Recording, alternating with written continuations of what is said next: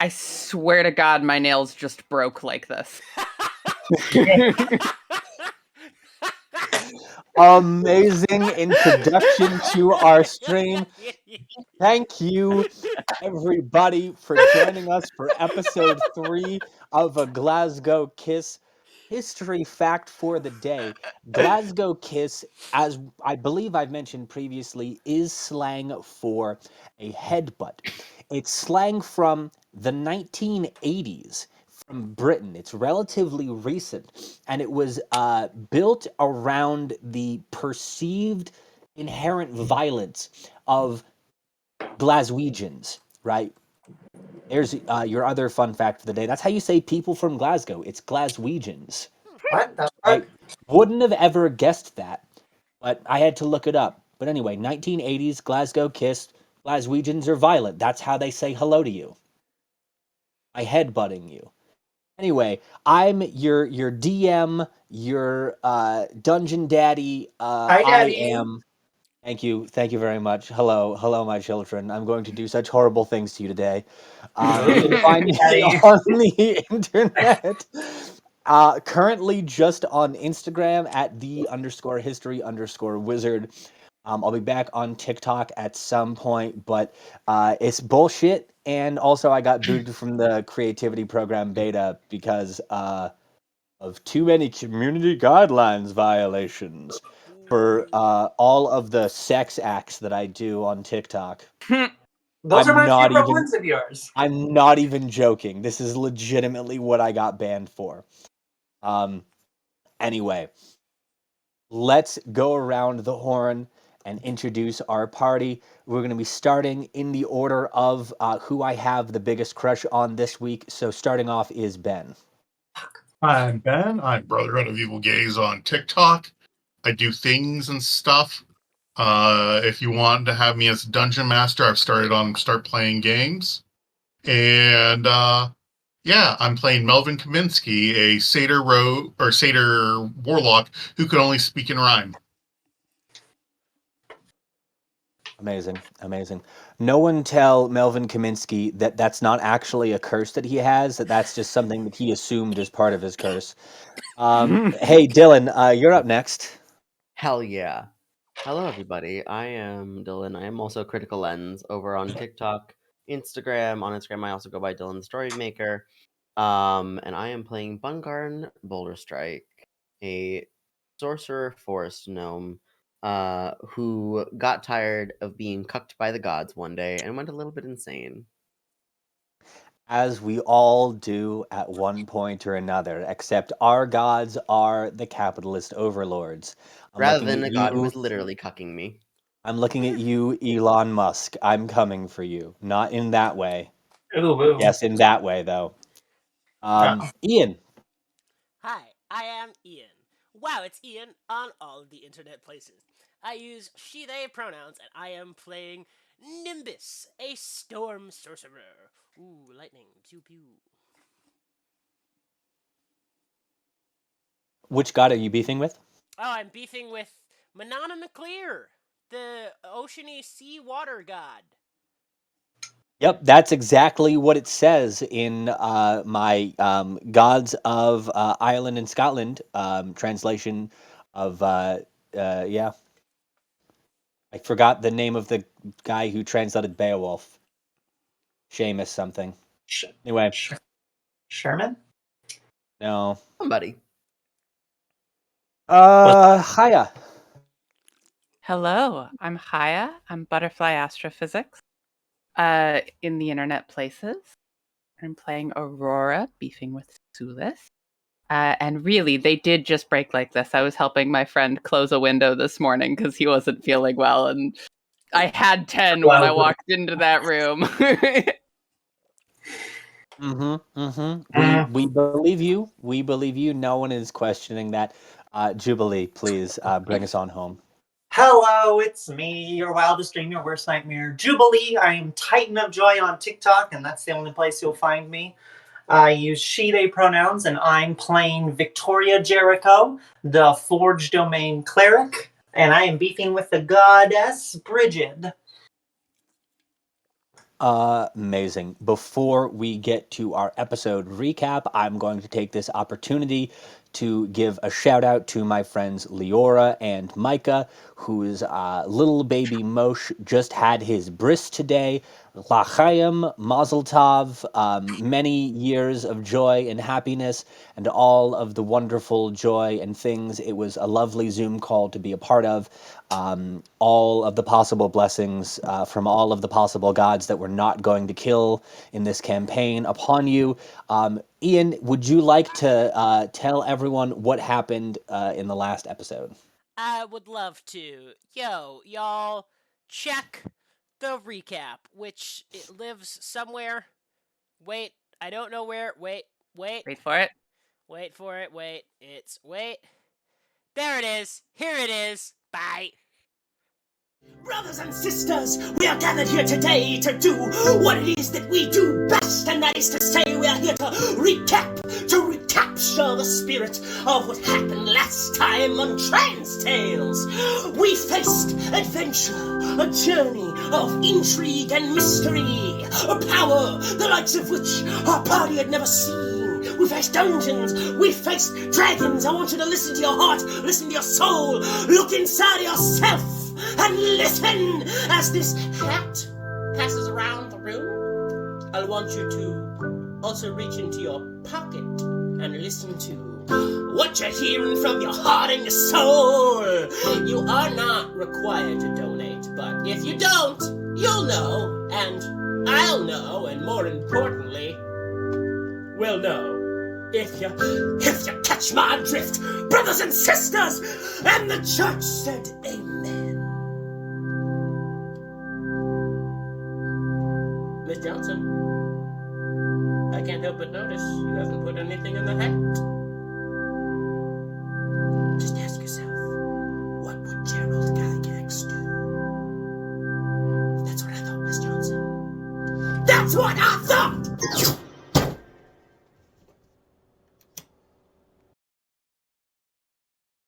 The eclipse we're going to be at Camp Fish Oh my Camp. god, what a recap. Wow. Wow!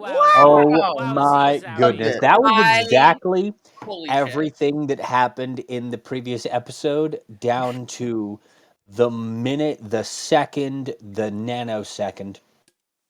So, the last thing you all heard, or I should say, the last thing Nimbus heard. Nimbus's pronouns are she, her. Yes.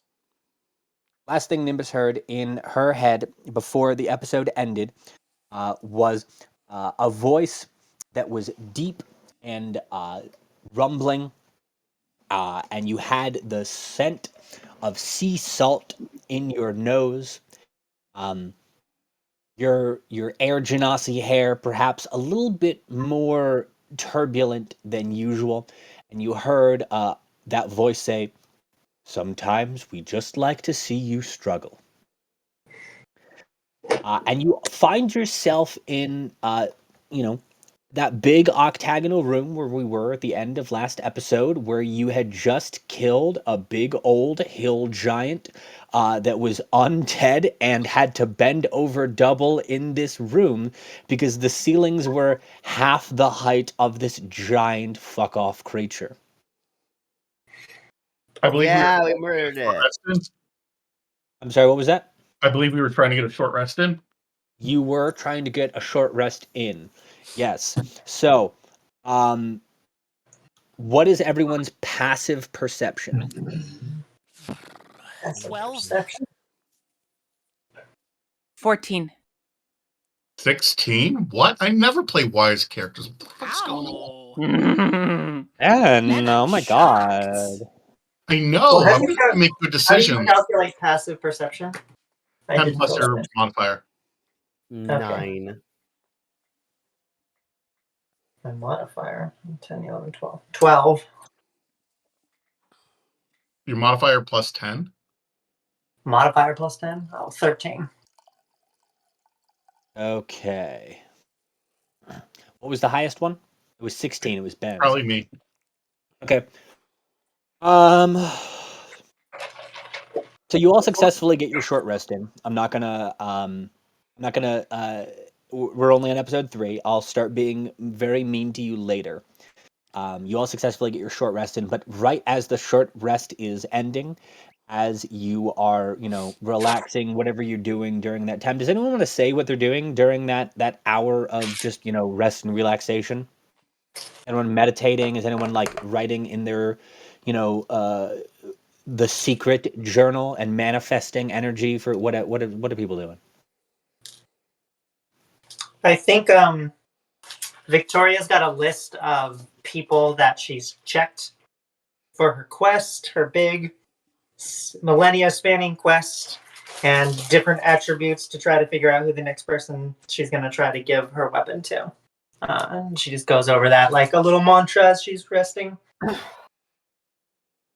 Okay, cool. Just going through the list of heroes and just being like, nope, saw this guy, he's a punk. Saw them. Nah, that one sucks. That one sucks. He dead. She dead. They dead. Okay, anyone else want to say what they're doing during this short rest?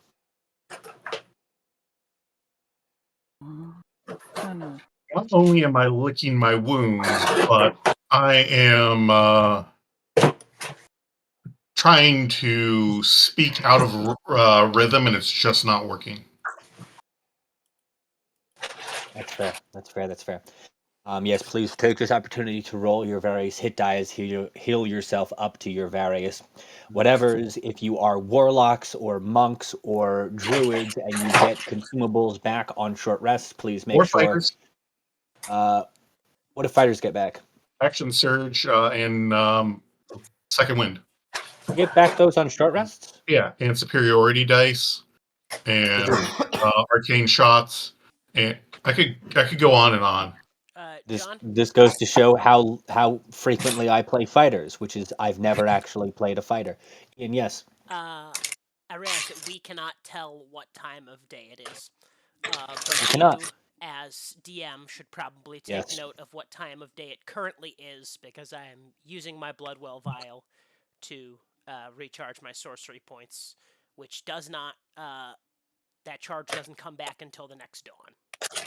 Ah, excellent. Okay. Thank you for letting me know that. Um, okay.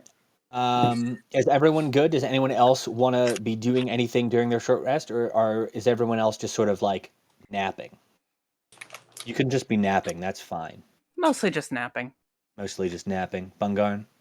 I am napping, but specifically, I am taking a nap, and as I do, I am dreaming about bugs. I need to specify this that I am dreaming specifically about being swallowed by bugs. It is not You have a pleasant. vor dream about bugs? No, it's not like that. More like the bugs just keep biting at me all over my body. It's not pleasant. It's not unpleasant, but it's not pleasant.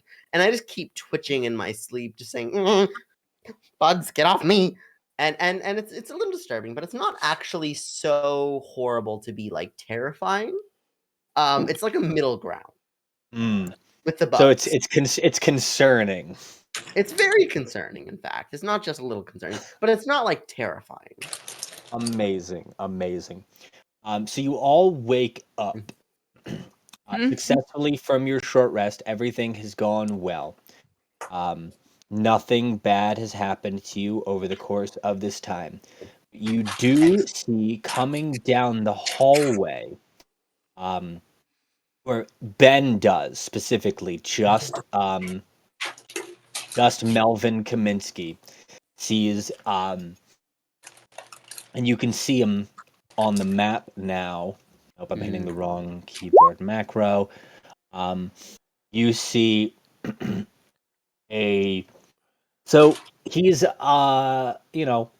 average height, about 5'6", but God, Melvin, this is just the prettiest human being you've ever seen in your life. Perfect features, perfect hair, just pushed back in elegant curls, reaching down, just lightly brushing his shoulders.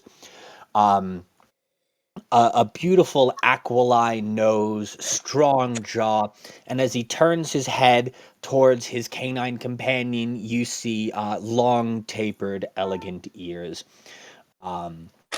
reaching back. The canine companion is slightly odd. It comes up to at its head, about the armpit of this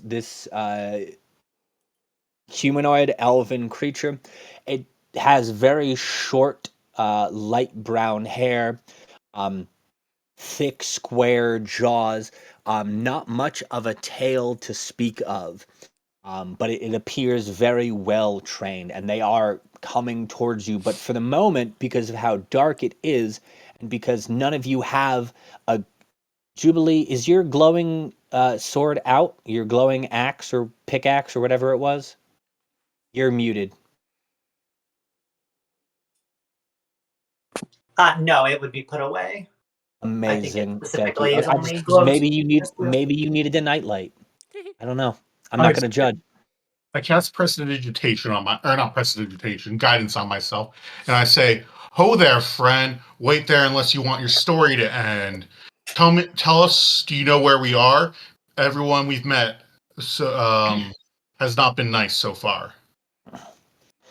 Um, so as you start to speak, you hear um, you hear the footsteps stop, right? You can see these creatures in the hallway dimly, as vague silhouettes. But you can hear them much better than you can see them, right? And you hear the footsteps stop, and you hear.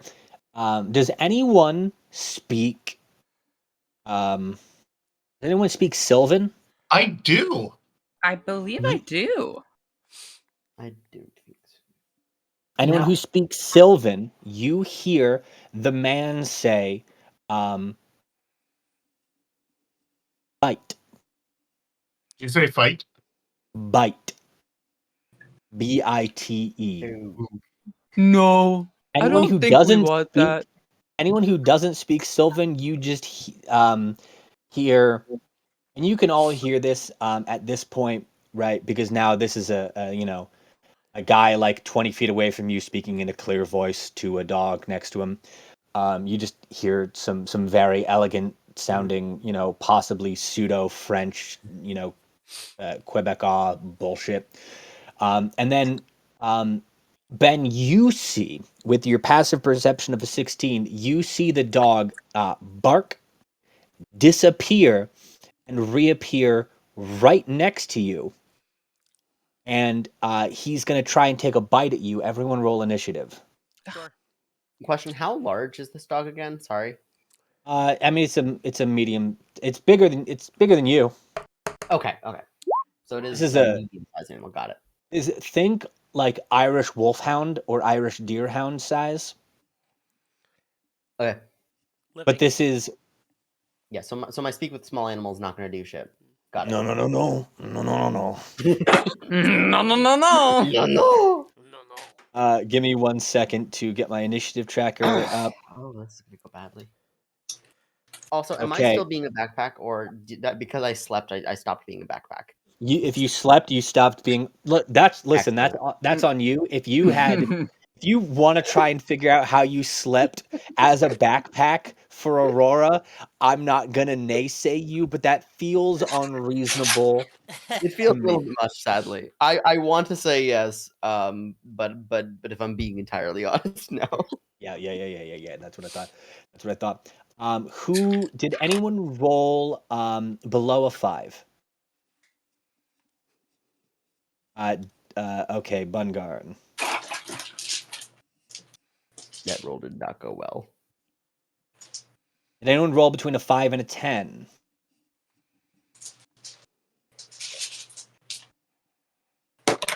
Okay, did anyone roll between a 10 and a 15? Okay, what did you roll? 13. 13. Julie got a 13. Ian, what'd you get? 13. Okay, who has the higher dex? I have 10. 16.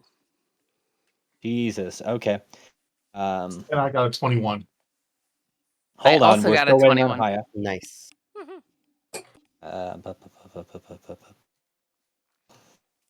Who has the higher dex? I got a 15. I think I also have a 15. Yeah. I think Okay. this happened with us Okay. before. I think this has happened with us Yeah, before. yeah. This happened. Oh, This happened last. Initiative twinsies.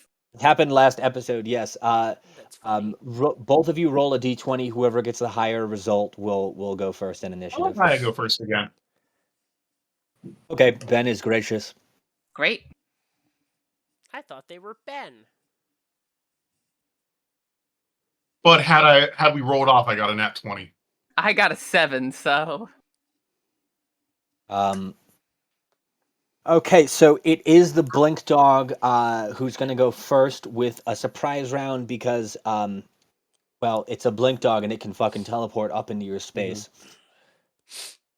So, I did not open up my dice roller thing.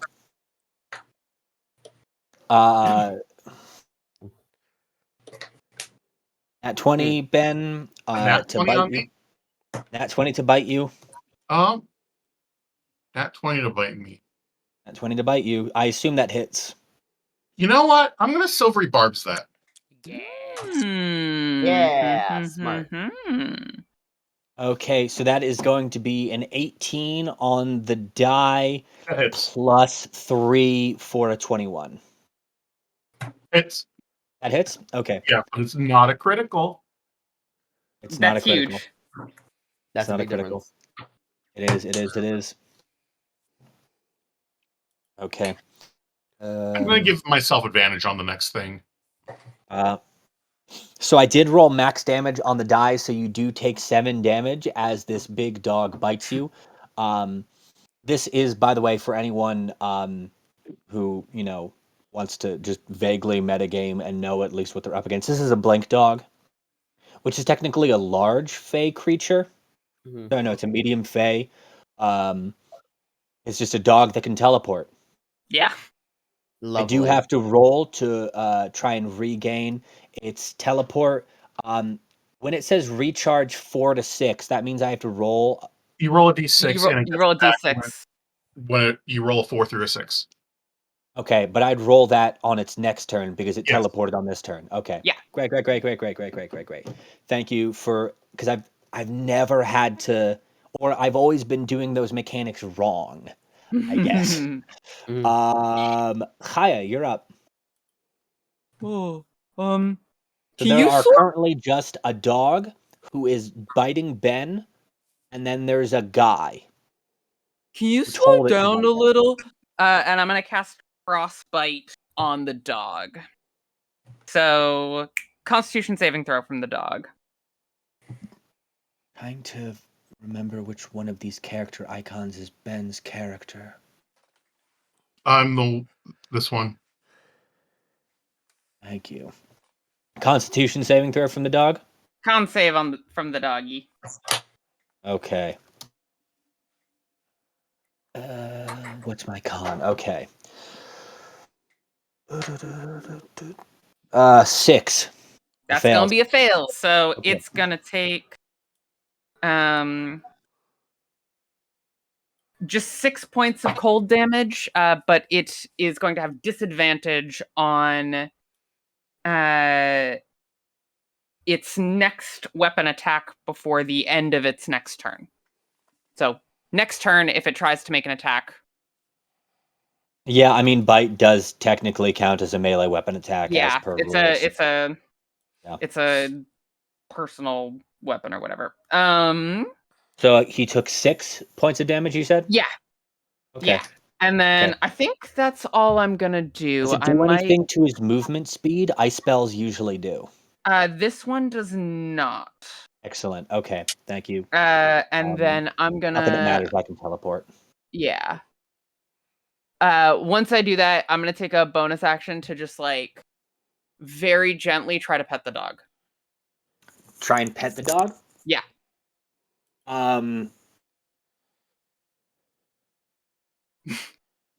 I wanna be like, slow down. So there's Don't be so technically aggressive, and then so pet it. there's technically nothing in the action economy that will allow for this. However, please work with me.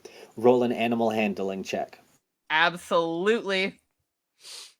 Animal handling, animal handling, animal handling. I believe in you. Blink dogs don't technically have reactions, but if you fail this, he is going to take a reaction bite. That's a 7. He's gonna take a reaction bite on you because you've moved into his melee range and he doesn't like it. Aw. And you tried to touch him. It's a 14. That misses. My armor class is 15. Okay, then you reach out and you try and pet the dog that you just attacked. Yeah, but Reflect. it was like a spray bottle It was attack. like a six. It was like a six. It was Stop like it. six. It was like 6 damage. It was like a quarter of his health. It was like a quarter of his life that you just took away. And then you tried to pet him, and so he tried to bite you and missed. And he feels bad about it now, but he's growling at you. Sorry, puppy. Is that the entirety of your turn? That's my whole go. Okay, Ben, you're up. There is a dog who just tried to bite you, and there's a guy who is about like 20 feet away.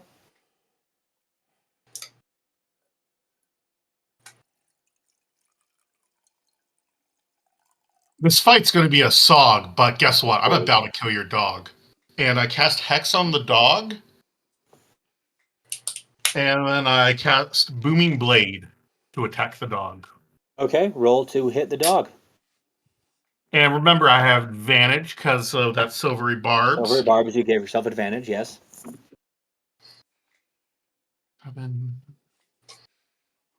15. Yeah, that hits the dog. The dog also has disadvantage on strength-based ability checks. And ooh, that's a lot of damage. How much damage? 29. Woo! The dog only had 22 max HP. So, how do you want to kill? How do you want to kill this dog? How do you want to kill Old Yeller? As it's biting, I as it's biting Aurora, I want to just shoot a orange light from my sword to activate the hex, and bring the sword up and down and just slice right through its neck. Yeah. So now this dog is dead and decapitated on the ground. Um, and the guy in the background just looks horrified. This was its dog. You don't know this as players, but as characters, he'd raised that blink dog from a puppy. Right? This is a lifelong friendship that had lasted 200 years. And I say to this man that just started to scratch my violent itch, now up, you're going to become my bitch. Okay. Whose chose turn violence today? is it? Ben, is there anything else that you can or want to do with your turn? No. Okay, amazing. Amazing. So the gentleman in the background, currently looking horrified at this decapitated dog, is about 40 feet away from you. To just correct and clarify. You should be. My job as the DM is to guilt trip you every time you kill something. But it is Nimbus's turn. I love this comment. If Elfie loved that dog so much, she shouldn't have sent him after you. Listen. No, that's The true. guy, Really. listen. The guy is an Eladrin. The dog is a Blink dog. They're both about 200 years old. He's literally known that dog since the day that both of them were born. Well, if he really cared for that dog, he would have shown better judgment with it. Exactly. I mean, really, if he cared for that dog more, he would have trained it up to have more character levels so that it wouldn't only have 22 hit points. I don't write the mechanics. I just, fuck Yeah. with them sometimes when it's narratively convenient for me. Nimbus, it is your turn. Sick nasty. Let's call it a ray of frost at this guy. Okay. Roll to hit. That's gonna be a 14 to hit. 14 hit misses. Rip. Yup. That is all I can do. Okay. That is the problem with spellcasters, is that, well, no, that's not true. You do have sorcery points and quicken spell. It's not worth it. Yeah, I'm just saying, like, Yeah. there are things that you can do. You can choose not to do them, but that is the problem with spellcasters, is that I'm you I'm can do a out lot of of damage. You only have one chance to do it. I'm out of third level spells, and I have no damaging second level or useful utility second level spells. Fair. You can use sorcery points to regain spells. Oh, that's true. I think it's But like, I think it would be like all of my sorcery points to it would be regain one if third you used level. all of your if you learned all of your sorcery points, all like 5 of them, you could get back a third level spell slot. Yeah. 2, 3, I 5, mean, 6. if you want to do that later, just that is a utility that you have. I think it might actually be 2 sorcery points per spell level, but I'll let 5. I'll let it round up because it's more fun that way.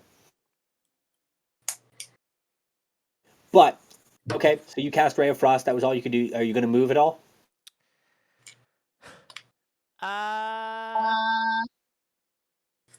Does this guy look angry or that we killed his dog, or like scared that we killed his dog? So it has been because all rounds of combat are literally happening within 6 seconds. He's still looking horrified, but you get the feeling with your with your passive insight of a 12, you get the feeling that he's gonna be angry very soon. Cool. Yeah. I don't think I need to move anywhere. Okay. Um, Victoria. I'm gonna just cast Sacred. I'm gonna run towards the guy. What? How far away is he? 40 feet. Okay, so I can't get to him. So I'm gonna move 30 feet towards him, and then Sacred Flame cast. has a pretty wide range, though. Huh? I said Sacred Flame has a pretty big range, though. Oh yeah, the Saber Flame can reach him, no problem. But I'm just gonna get between the squishier people and him, and then cast Sacred Flame. Oh, that's Please remember to 20. move your Keeper Flame's nat a 20. dex saving throw. It's a dex save. You don't actually have to roll for Sacred Flame. Shit. Well, I rolled a Damn. nat 20, so. Yeah, but please do remember to move your character token on Dean roll 20. Yeah. Okay, so I rolled 17 plus 1 for an 18. Oh, that is going to beat it. So wait a Okay, minute. so then Sacred Flame as a cantrip does not deal half damage on a successful saving throw, so unfortunately I just save against your Sacred Flame. Y'all aren't doing great so far. Not really. No. This is really just a guy. Like, he's a 200-year-old guy, but he's just a guy. We did kill his Um, dog, though. Yeah, You we did- did kill you his did- dog in one attack. Yeah. Two attacks. Yeah. Yeah, but you didn't need mine. That is technically true. Now, I will just want to say that it is possible that you have created this universe's John Wick. I So- so hope we did. I really. So his turn is about to come up. So when I say that this Eladrin pulls out a gun, you're not allowed to be mad at me. John Wick never uses dog aggressive.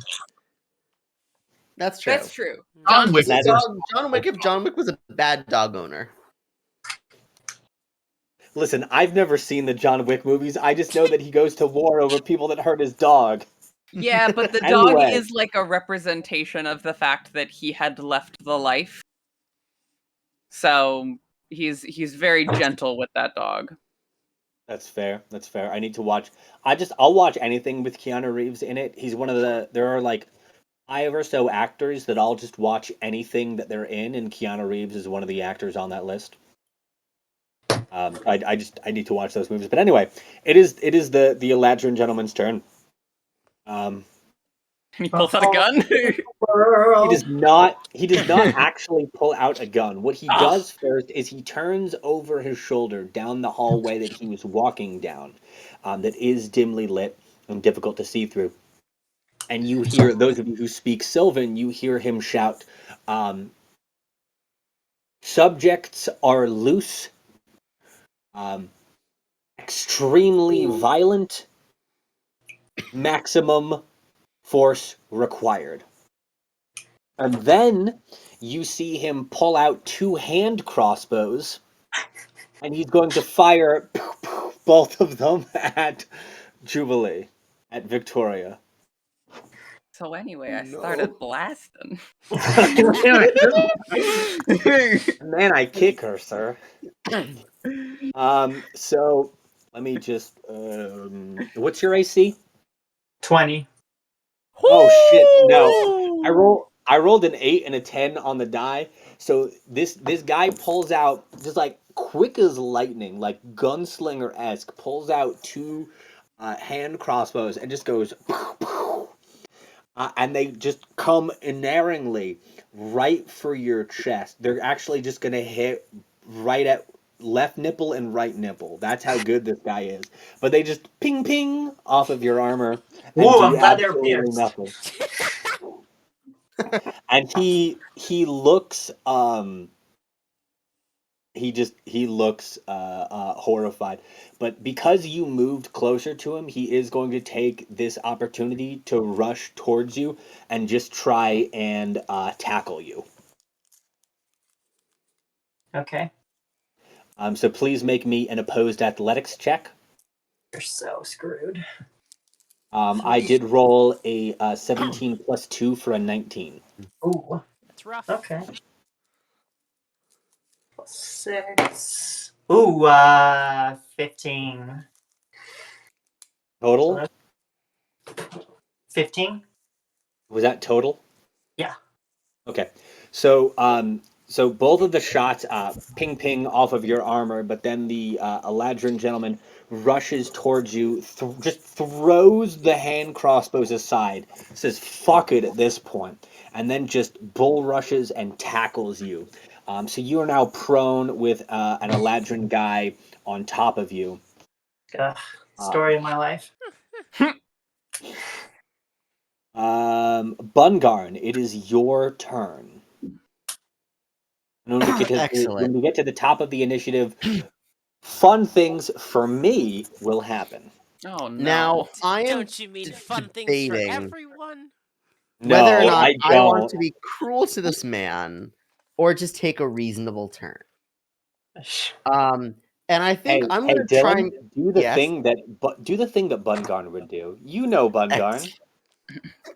Here's the thing, Bungarn would do both because one is bugs, and Bungarn likes bugs. But I think I'm going to do the thing that that Bungarn would think would crush this man's spirit. Because I saw the life leave. Because Bungarn saw the life leave this man's eyes when that dog died. So Yeah. I'm going to cast minor illusions and Yeah. make the illusion that the dog is currently burning alive. And because minor illusions also allows you to create a sound with it, I want to make that sound screaming. Okay. This is the most horrifying use of minor illusion I've ever heard of in my whole entire life. What the I'm so fuck? sorry. I Dylan, would what the like fuck? I would like you to roll an intimidation check or a deception check, whichever you feel is Actually, more I'll appropriate. roll And the, I am going to roll deception. a contested wisdom throw against that. I really to force it Halalassial's minor illusions. So, let's see, I think I accidentally rolled the The deception. dog that just died in front of you burning in the fires of hell while screaming. That's pretty bad. Oh, that's a 22. Oh my god. Oh, I rolled a Jesus. I rolled a 16 for that. You Oh, fuck. see this guy, who is like straddling Victoria, rearing back to just start pummeling, Yeah. just like bring his hands up in front of his mouth, and now all you can see is his eyes, and they're just wide and horrified as he watches again this dog that he raised, that your characters don't know, but that you, the players, do, for 200 years, burning in front of him, while he can also still see its corpse.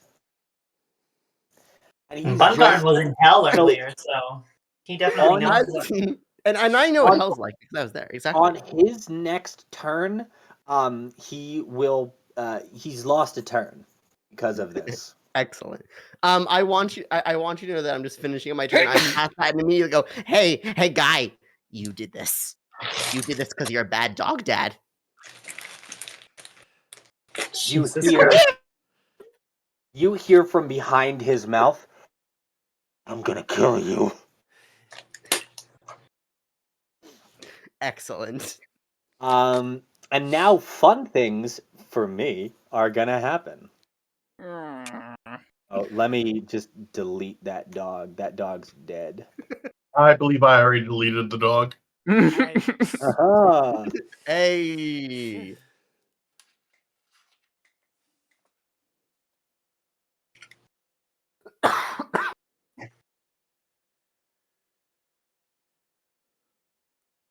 Well, I think I did a great job. So you see and hear coming running down the hallway.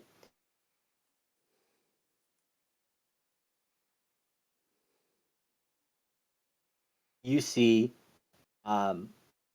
two more pairs of Eladrins and Blink dogs. They aren't quite in. Well, the Eladrin at least aren't. Let me roll them into initiative.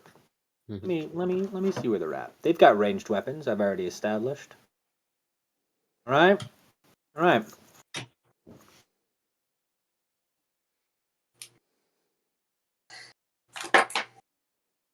No, not that one.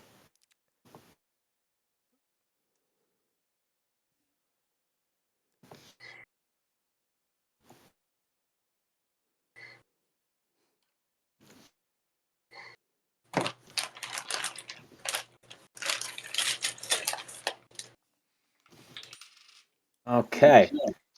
So we're now back up to the top of the initiative order, and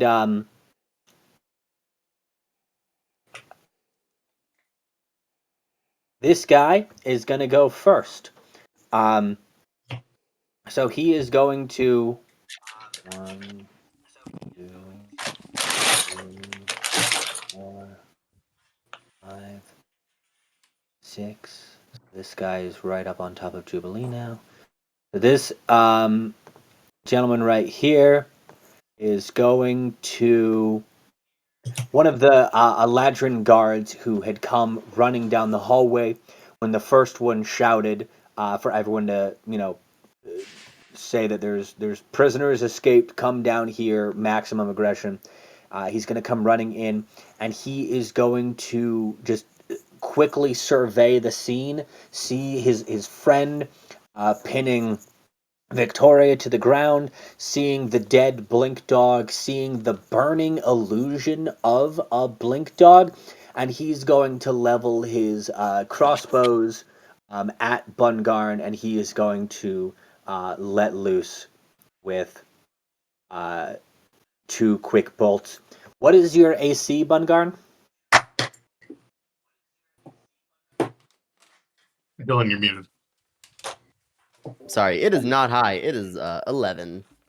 So I rolled a 17 and a 19 on the die. Oh boy. Mhm. I'd like to cast Silvery Barbs. Okay.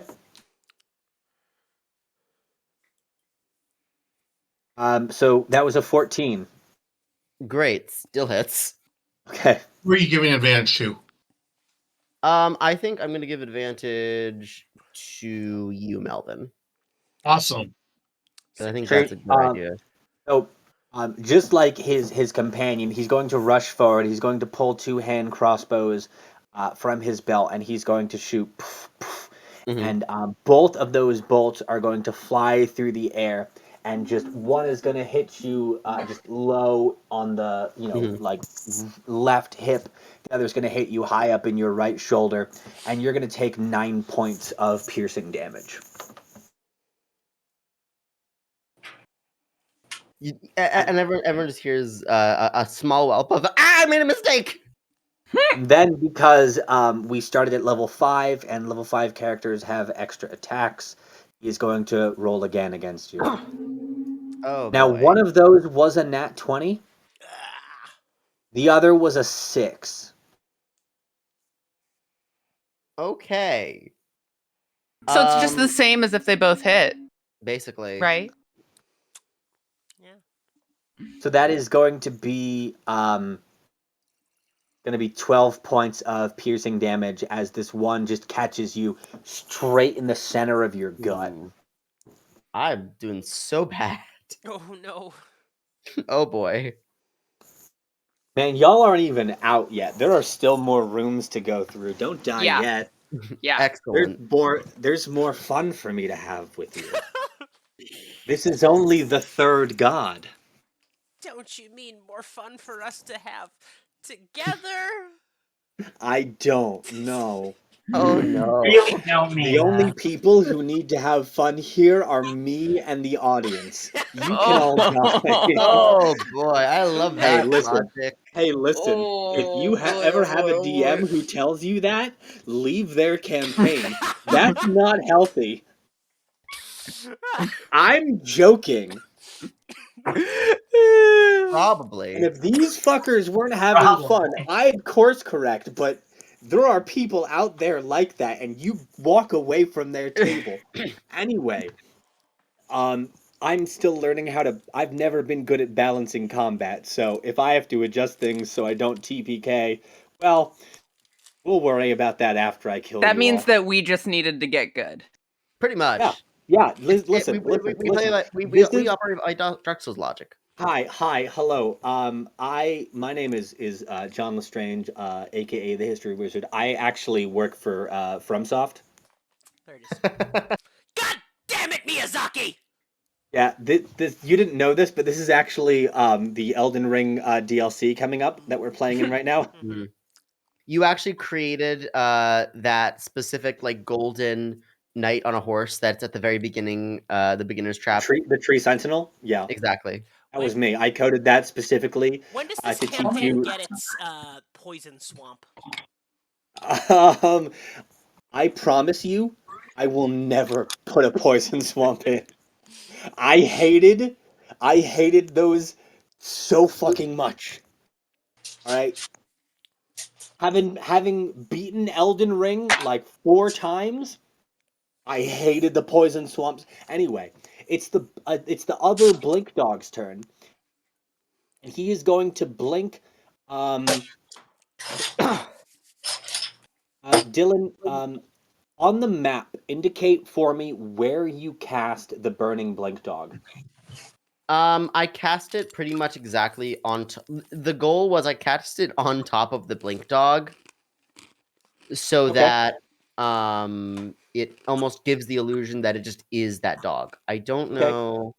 Got it. No, so you cast it right in front of Ben's character token, which Yes. is that one right there that I just circled. Yes, correct. Ben's character token is the only one who has put health in, and also his. What is that? 16. Is that your AC, Ben? Yes. Okay, because it's also your passive perception. So I was just wanted to make sure that you didn't put that in for some weird reason. Mhm. Um, Mm. Good. okay, so the second blink dog is going to blink right to its burning companion, who I have deleted from the map. Actually, Shouldn't they be large size so you can? no, they're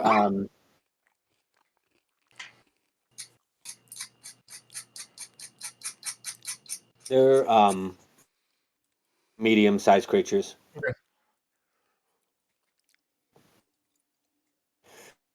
So the second blink dog is going to teleport to right next to his downed compatriot, the one who is on fire, and given that Ben's character is directly in front of the burning dog illusion, and this dog has no way of identifying who cast this spell, is going to bite at Ben.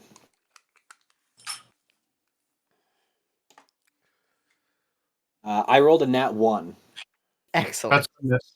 Does that hit your AC? Definitionally, it does not. I'd be so Um, shocked. Yep. You never know. Yep. You Yep. never know. And monsters don't generally get player levels, so unless it specifically says so in their monster description, they don't get extra attacks per round. Usually that's listed as multi-attack, though, for Yeah. just Yep. for anyone wondering at home. So the blink dog tries to bite at Ben after teleporting in. This will probably be the end of this poor blink dog, but it fails to bite. Haya, it is your turn. Oh, I think they're serious. And I'm gonna say in Sylvan, we don't like you guys very much. And I'm going to cast Erupting Earth. What's that? That's a second level spell. That is a 3rd level spell. Thank you. Okay. And I'm gonna cast it, I think, thereabouts. What's the radius on it? The radius. Hang on.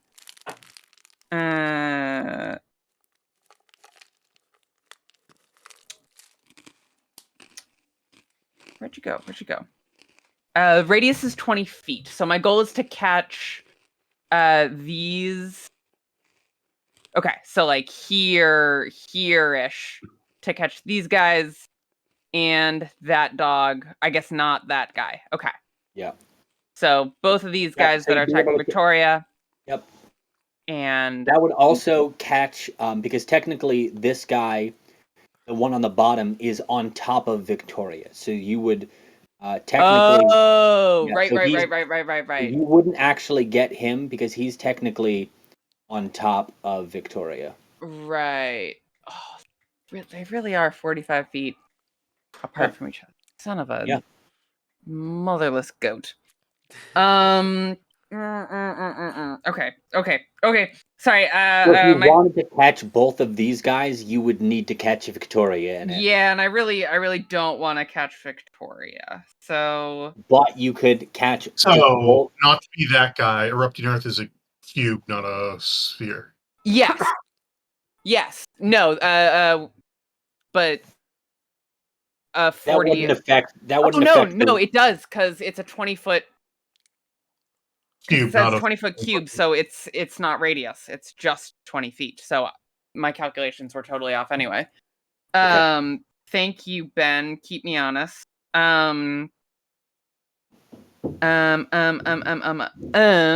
Okay.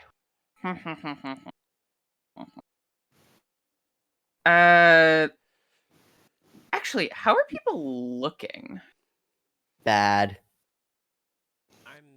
Oh wait, sorry, that's just me. Yeah. Yeah, okay. Sorry. I have so many options. My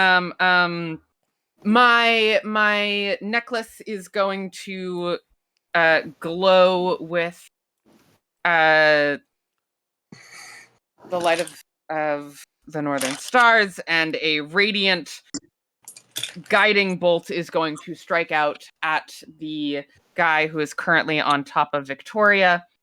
And I'm just going to cast Guiding Bolt at 2nd level.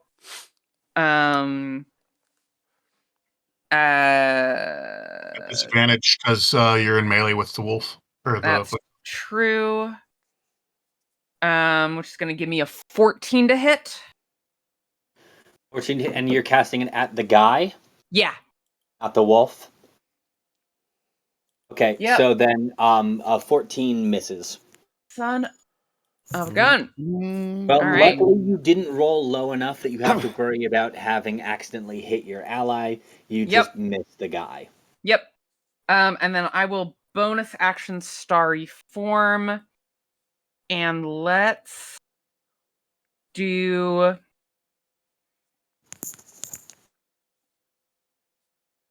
let's do archer. Fuck it.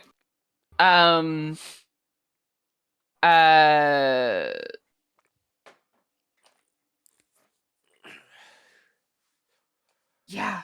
Oh, this is irritating that there's a wolf here in my space.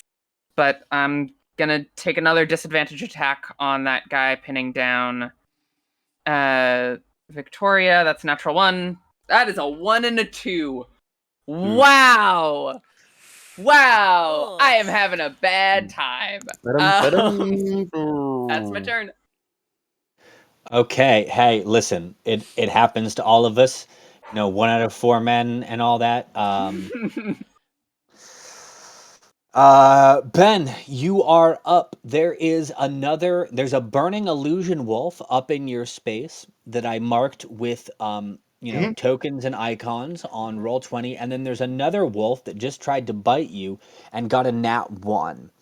He actually chipped a tooth on your armor, whatever kind of armor you're wearing. He just one of his canines is now broken in half. Wait, shouldn't Victoria be here? Hold on, I'm not on the.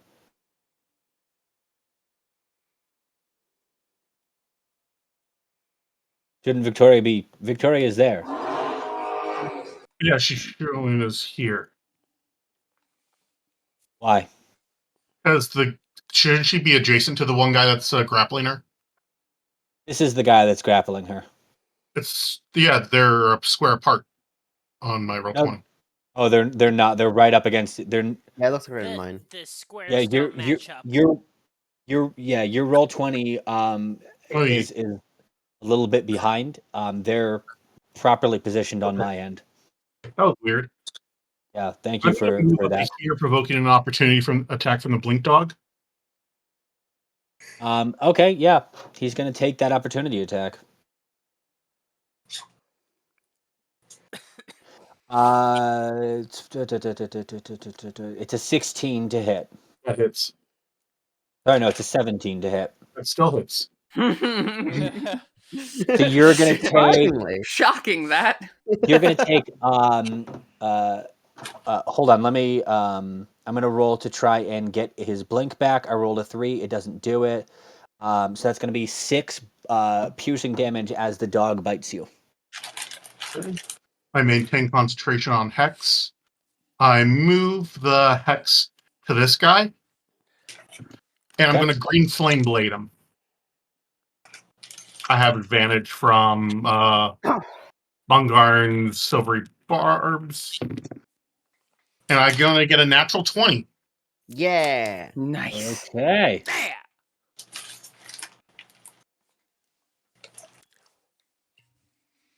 Does that damage double the extra damage from Green Flame Blade for the secondary target?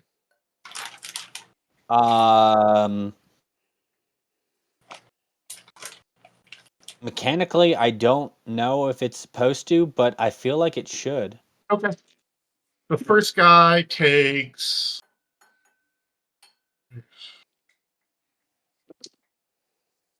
I'm going to re-roll those dice because of my thingy. Holy shit, that's a lot of 6s. Hell yeah. First off, they both take 5 points of acid because when I get a natural 20, I do 5 points of acid to any target I want within 5 feet of my target. Nice. Okay. Nice.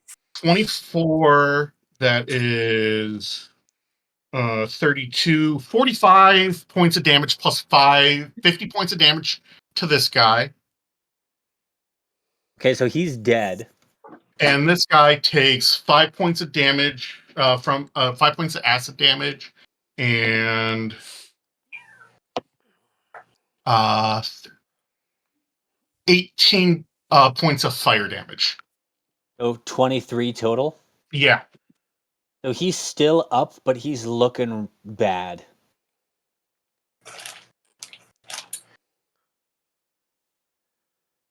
73 points of damage. Not bad. That's Not good shit right for there. level 5. Yeah, Not I'd say bad. that. I'd say Fucking, that. you fucking monster. God.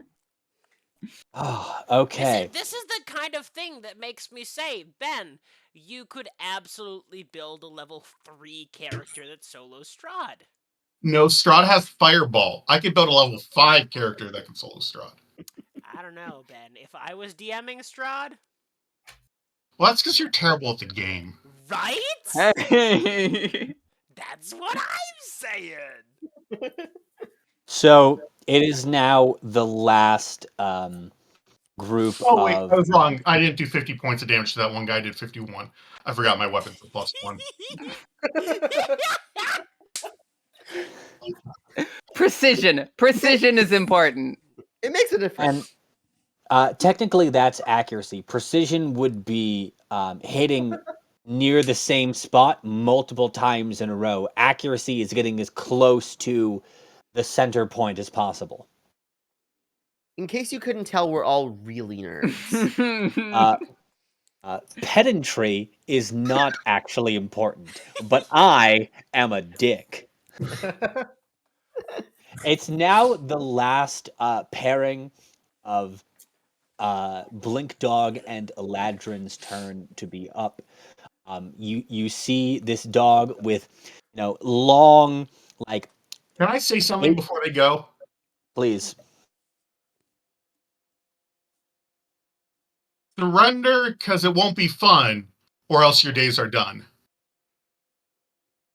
You see the Eladrin turn his head up, much like I'm doing right now, with one of his long tapered ears pointing up towards the ceiling. There are a few seconds of silence, and then he turns to you, and you see just a glowing ball appear in his hand.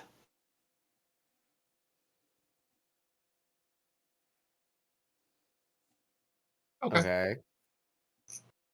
That's probably fine. And I'm then Yeah, just, probably. he I'm, surrenders. I'm just checking on something. Okay, I was right. I was right. I was right. I was right. Good. I love being right. God, yes. I don't like it At when you're the right. I end just of want you to know day, that. isn't being right all that matters? It in D&D, it is. Pretty darn close. Okay. I tend to lean more left. But I'm ching. Amazing. So you're going to see a glowing ball of coruscating and crackling orange energy appear between this Aladdin's hands as he comes forward and he does a series of arcane gestures and he finishes in a sort of like almost like the beginnings of a Kamehameha pose. And he's going to thrust his hands forward, and right at this point right here, he is going to cast Fireball. Mm-hmm. Lovely. And that Fireball from there will hit one.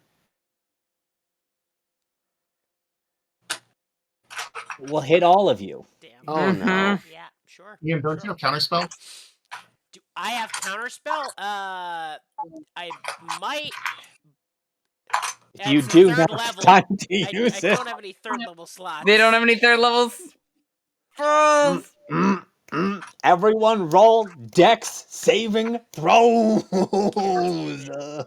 I'm assuming it's missing me because that guy, or is that guy not there? No. He doesn't care about that guy. Oh, That's That guy's 12. in range, and so are you.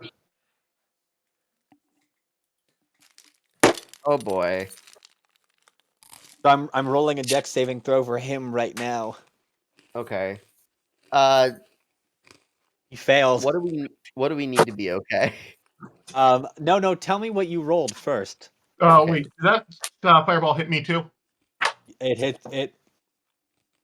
Let me just check my math. Yes, it hits everyone. Fireball's a 30-foot radius, right? 20, Was that 20-foot radius. 20-foot radius? Are you sure? I'm going to use my Shield Master ability to oh, that's if I make it. Oh, it is a okay. 20-foot radius. Okay. But Okay. it's also half damage if you fail. Okay. I thought You you could succeed. only use Shield Master on things that target only you.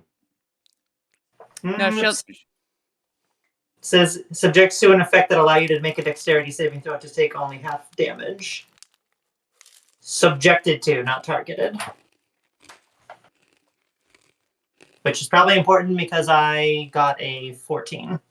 So Ben, you're all within 15 feet of the Okay. point that he has targeted. Thank you for clarifying that for me. You were right. It is the guard failed. Can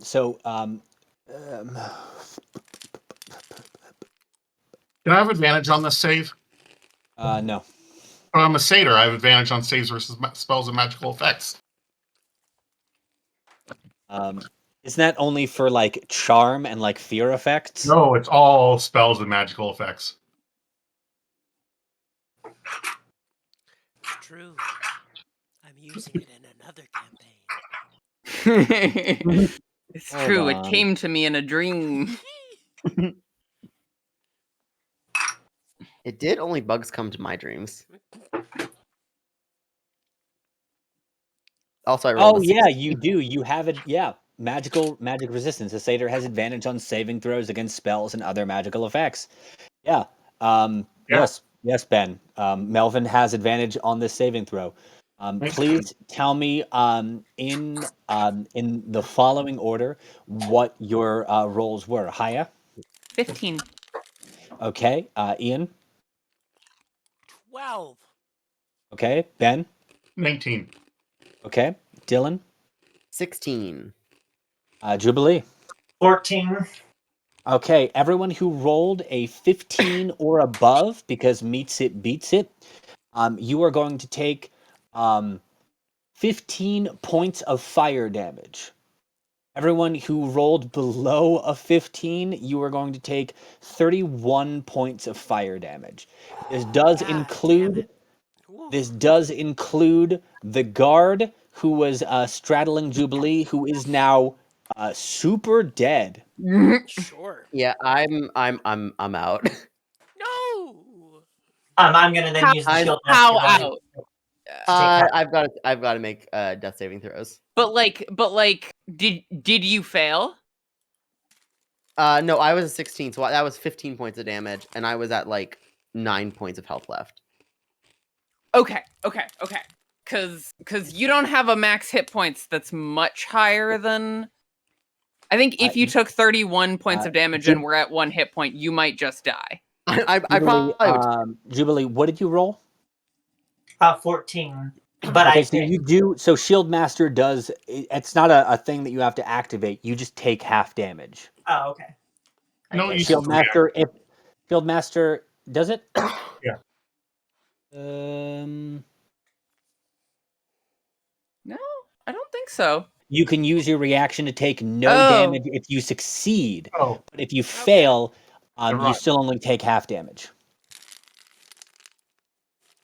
So, Cool. so this does not take your reaction, just based on rules as written from dnd5e.wiki.com. But so yeah, so you take the 15 damage. Dylan, I believe, is the only one who took the full 31. No, I did not. I took the 15. Took the 15. Okay. I did. Dylan. Yeah, it's just that I was so low in health that brought me below 0. Dylan, do you have absorb elements by any chance as a sorcerer?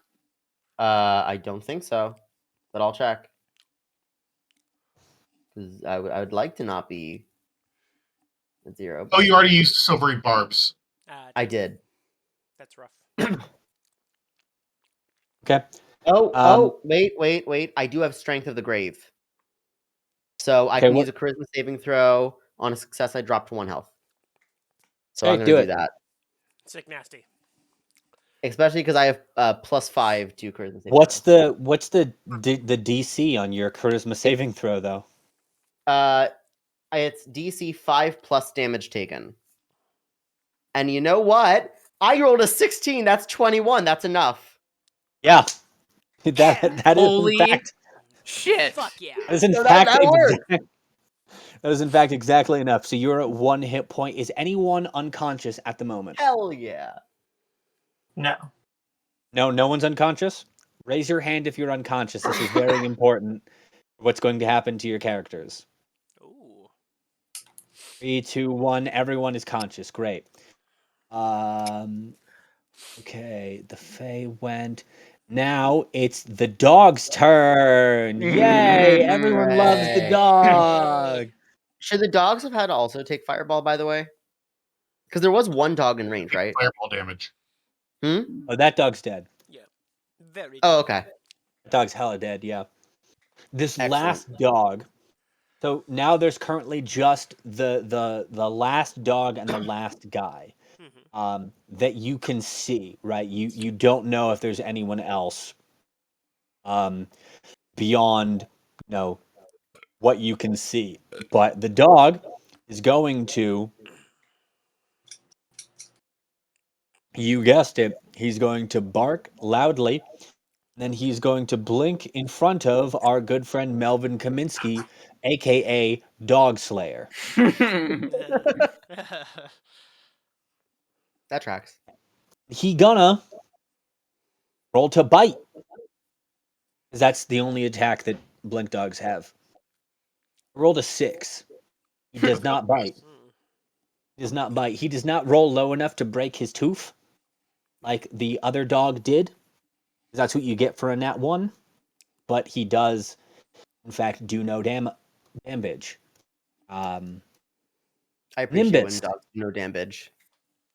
I listen to too much unprepared caster, and every time Haley Whipjack says damage, I fall a little bit more in love with her.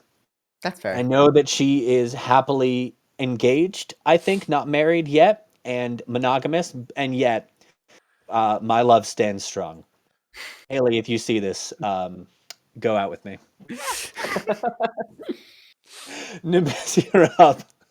You're a menace. Truly. Great. Sick nasty. I am gonna. Let me just make sure that I've got, yes, okay, everyone is positioned appropriately because most of you haven't moved. The guy didn't move and the dog did. So, Nimbus, kill. Great. Awesome. We're gonna throw a. What's it called? Ray of Frost at the dog. Rude. I'm gonna kill the Okay. dog next turn. You're gonna kill the dog next turn? Yeah. Probably. The dog's only got 22 hit points, and Ben has been, on average, dealing 35 damage per turn. Alright, I'll throw a Ray of Frost at this guy. Okay. Roll to hit, beat a 15.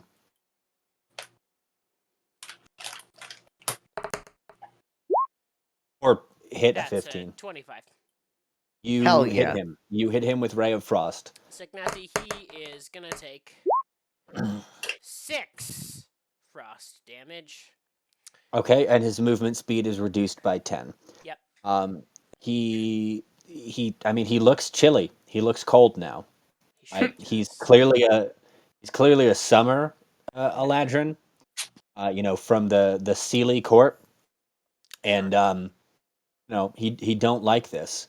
I feel like Sealy should take. Now that I've established this, I feel like Unsealy should be resistant to cold, and Sealy should be vulnerable to cold. Uh, then I Hold am. on. I'm deciding whether or not I want to add that. Yes, he's going to take 12 cold damage. Mm, I've decided that this is Okay. just more narratively appropriate for Sealy versus Unsealy Fae. hell yeah. It feels right.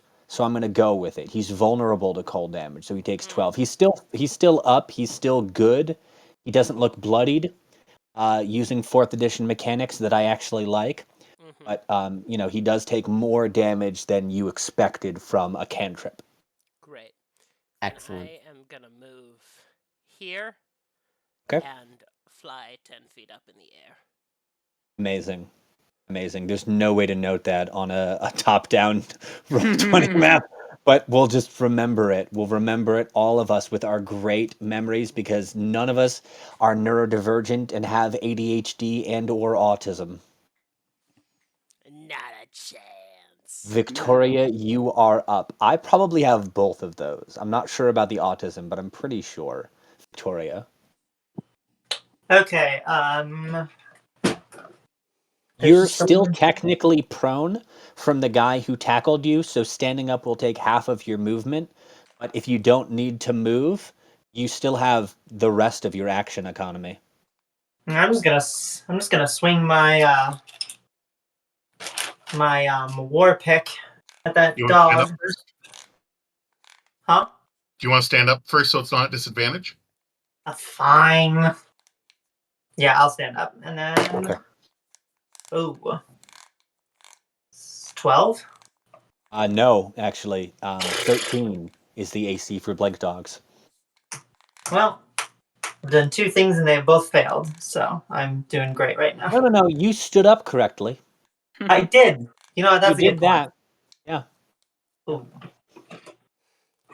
Ooh. No, he's dead. That guy's gone. Bungarn, you are up. My creepy, delicious friend. You're muted. I'm doing amazingly. I'm doing so great. That's exactly what I said, and now it's even more accurate. So I'm really not doing too hot. I have just narrowly survived. That's right. being You're at dead. 1 hit point right now. Let's I'm doing remind amazing. our listening audience, all 3,000 of them. I'm doing great. So I think Manifesting. I think that I've decided that the problem I made last time with my last turn was I didn't stay honest. I didn't stay honest to the Bungar name. So what I would like to do is go back to my roots. I'm gonna crawl just slightly more center of where I am so that I have better line. I'm using the wrong tool in Roll20. So that I can more I can better see this guard so that I'm still behind everyone because I'm still a little bit of a coward. But still I can better see him. And as the moment I can see the guy, I decide, you know what? I'd like you to meet some friends of mine. And I cast Infestation. Does Infestation have a range of above 55 feet? Oh, is he that far away? Never mind. It is 30 feet. Is the dog in range? Is the next question. Well, 30 he's 35 feet in No. range. He is not in range then. Also, if the So- dog is in range, so would everyone else. Oh, you Oh, know what? The You know what tool, I can the do though? I measuring can cast tool is Fireball. not correct. It's not The correct? measuring tool is categorically wrong when you're moving vertically and horizontally. It measures. It only measures the greater of the two. In Oh, that you mean if it's case, moving diagonally? Yeah. If you're Okay. moving one direction, you're fine. But if you're moving diagonally, your thing's wrong. so in that case, either way, it's out of range. But what I can do is I just take my hand and I twist it slightly. And I go, I think it's time for you to chill out a bit. And I cast Chill Touch on the guard because that's a range of 120 feet. Amazing. It's always funny when people say chill out on chill touch because it is necrotic damage. Yep.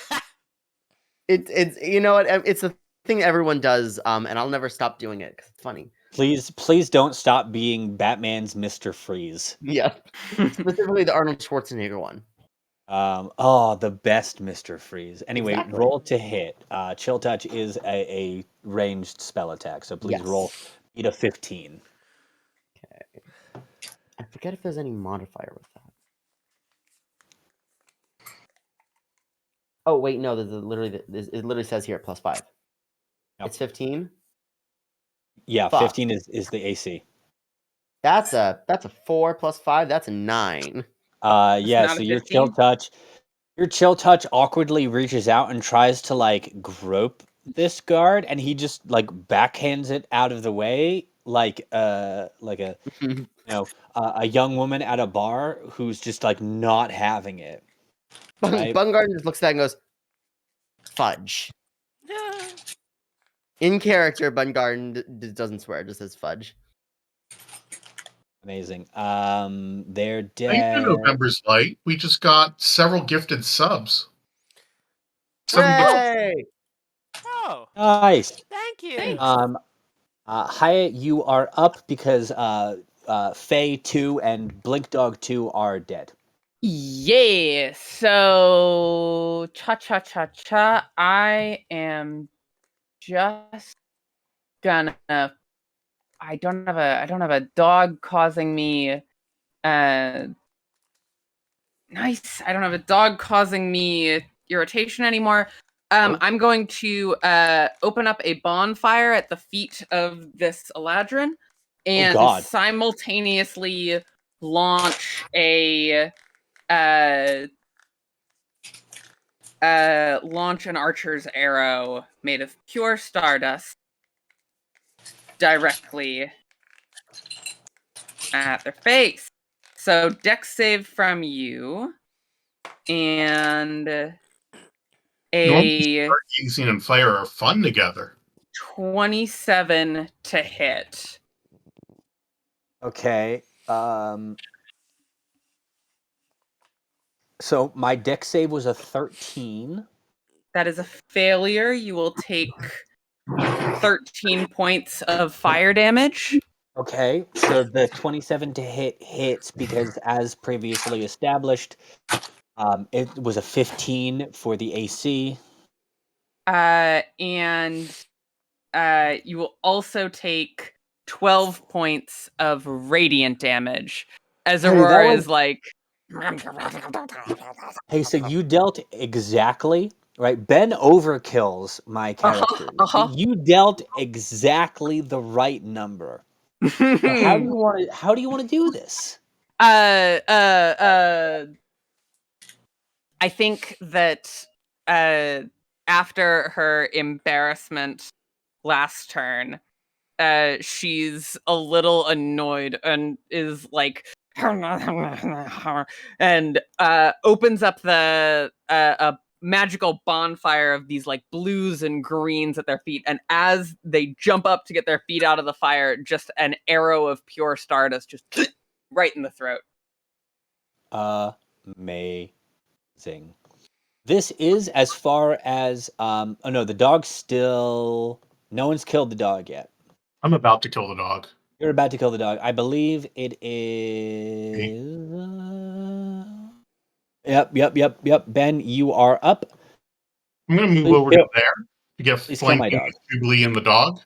I'm going to move my hex to the dog, and then I'm going to cast Booming Blade on the dog. Okay, yep. Roll to kill.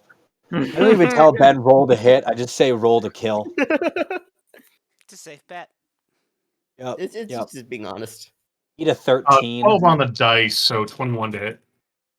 You have a +9 to hit. Yeah, because I rolled really well, and my weapon's a +1. Excellent. Yeah, I also. Okay. Yeah. Okay. How much damage do you do to my dog? Uh, 25. Again, overkill. His hit points was 22. Hmm. How do you want to do it? I go around, stick it, turn my blade, pull it out, and I give the dog a kiss on the head and just kick it down.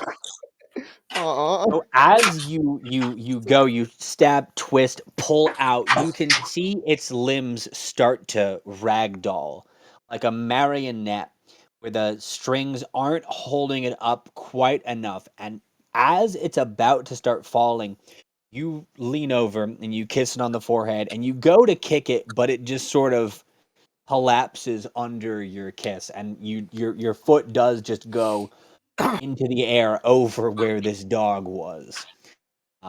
So efficient is your killing, you don't even have time to do the full coup de grace.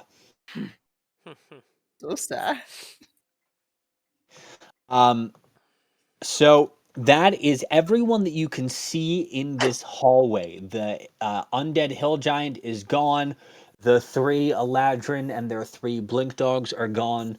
And you start to walk forward into this hallway. It is very similar to all of the Oh, other I'm not hallways. walking forward into that hallway. Was that I'm not walking forward into that hallway. I am hurt as heck. Yeah, me okay? Yeah. too. So what is everyone doing at this point? You've just finished combat. Many of you are in fact hurt as heck. Do you want to try and take another short rest? That's a great question. You can try and do whatever you want. This is D&D. Um, Imagination is the limit. I think that they like called for help or backup or something. So I Yeah, think I it's don't think we can wait. probably a good idea for us to to maybe get moving. Yeah, we should I Um, don't probably get know out of what here. would be best, but I definitely do need some rest. Yeah, hi. I almost died. I know we all keep almost dying, but I almost died. Um, Aurora, can I go Ben, back to being your backpack, please? Yeah, Ben, come roll here. me a perception check, please. Who? Just Sorry? Ben. Okay. Just Ben. While you're doing that, I just 16. clamor up Aurora again and start being a backpack. Ben, what was that? 16. 16. You feel an itching right behind your left ear.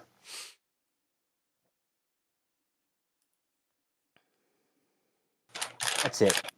Just it itches behind your left ear. Why don't we go sit on the other side of the giant corpse where we won't be seen and take some time to maybe have a dream?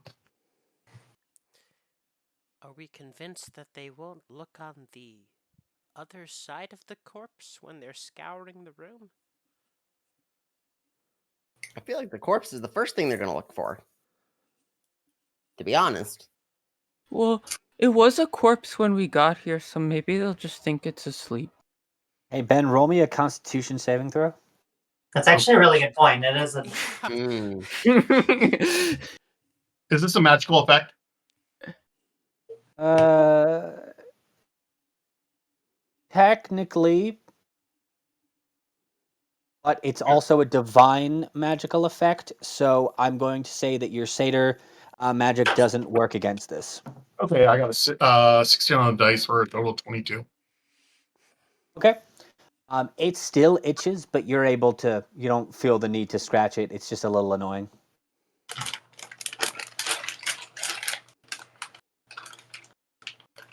Yeah. What's everyone doing? Okay. Um,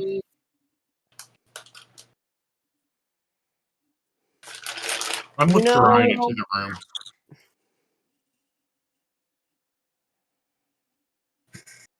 I don't know how safe it is to rest here. I don't. I think It's we probably should. safer to rest here than it is to go here or in another room in here.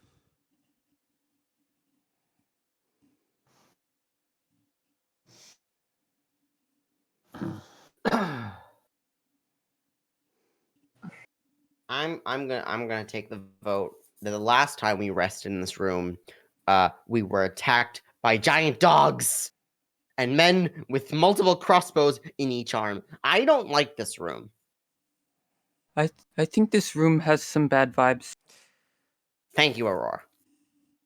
I can try to do something. Um, but if Aurora is still glowing, if I do it, then I'm definitely gonna wanna move a little more quickly because it won't last forever. Uh, and I am going to shift my starry form into the chalice form, and then I will cast. Oh, all I have is healing word. That's really the only healing spell I have. Oh, I don't want to waste. Maybe I don't want to do that actually, because that's better for like when we're in fights. And never mind. I don't do that. Forget everything I said. I'm staying in archer form. Sorry. Bungarn, who's on her back, just goes, sorry, did you say something? I was thinking about bugs. Sorry. Don't mind me. Sorry. I really. Does anyone else speak Fae? Speak Sylvan? Speak Fairy? Because I heard them say some stuff that I really didn't like, and they called us like subjects and asked for backup. So I really, I don't I think we re- should be resting I then. really don't think we should be staying here. Like, I know we're hurt, but if we stay here, they're gonna hurt us more. Everyone, please roll me a perception check.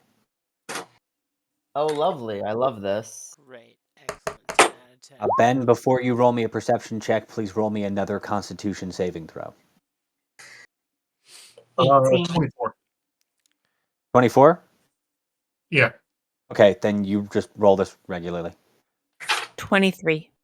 Okay. 14. Also Oh, 14. I have prayer of Nice. healing. Oh. Oh, yeah, that's right. Yeah, you would as a cleric, yeah. Okay, so everyone who rolled above a 20, you feel a very warm and welcoming just vibe in general on the other side of the hill giant corpse where you talked about hiding. It feels like this is a good place to just like host up and take a rest. But we can.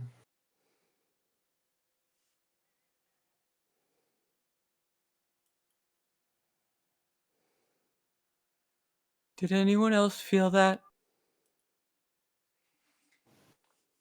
No. I feel what? Sorry. DM, does it feel external? Does it feel like communicated to me, or does it feel like it came from me? Roll me an insight check.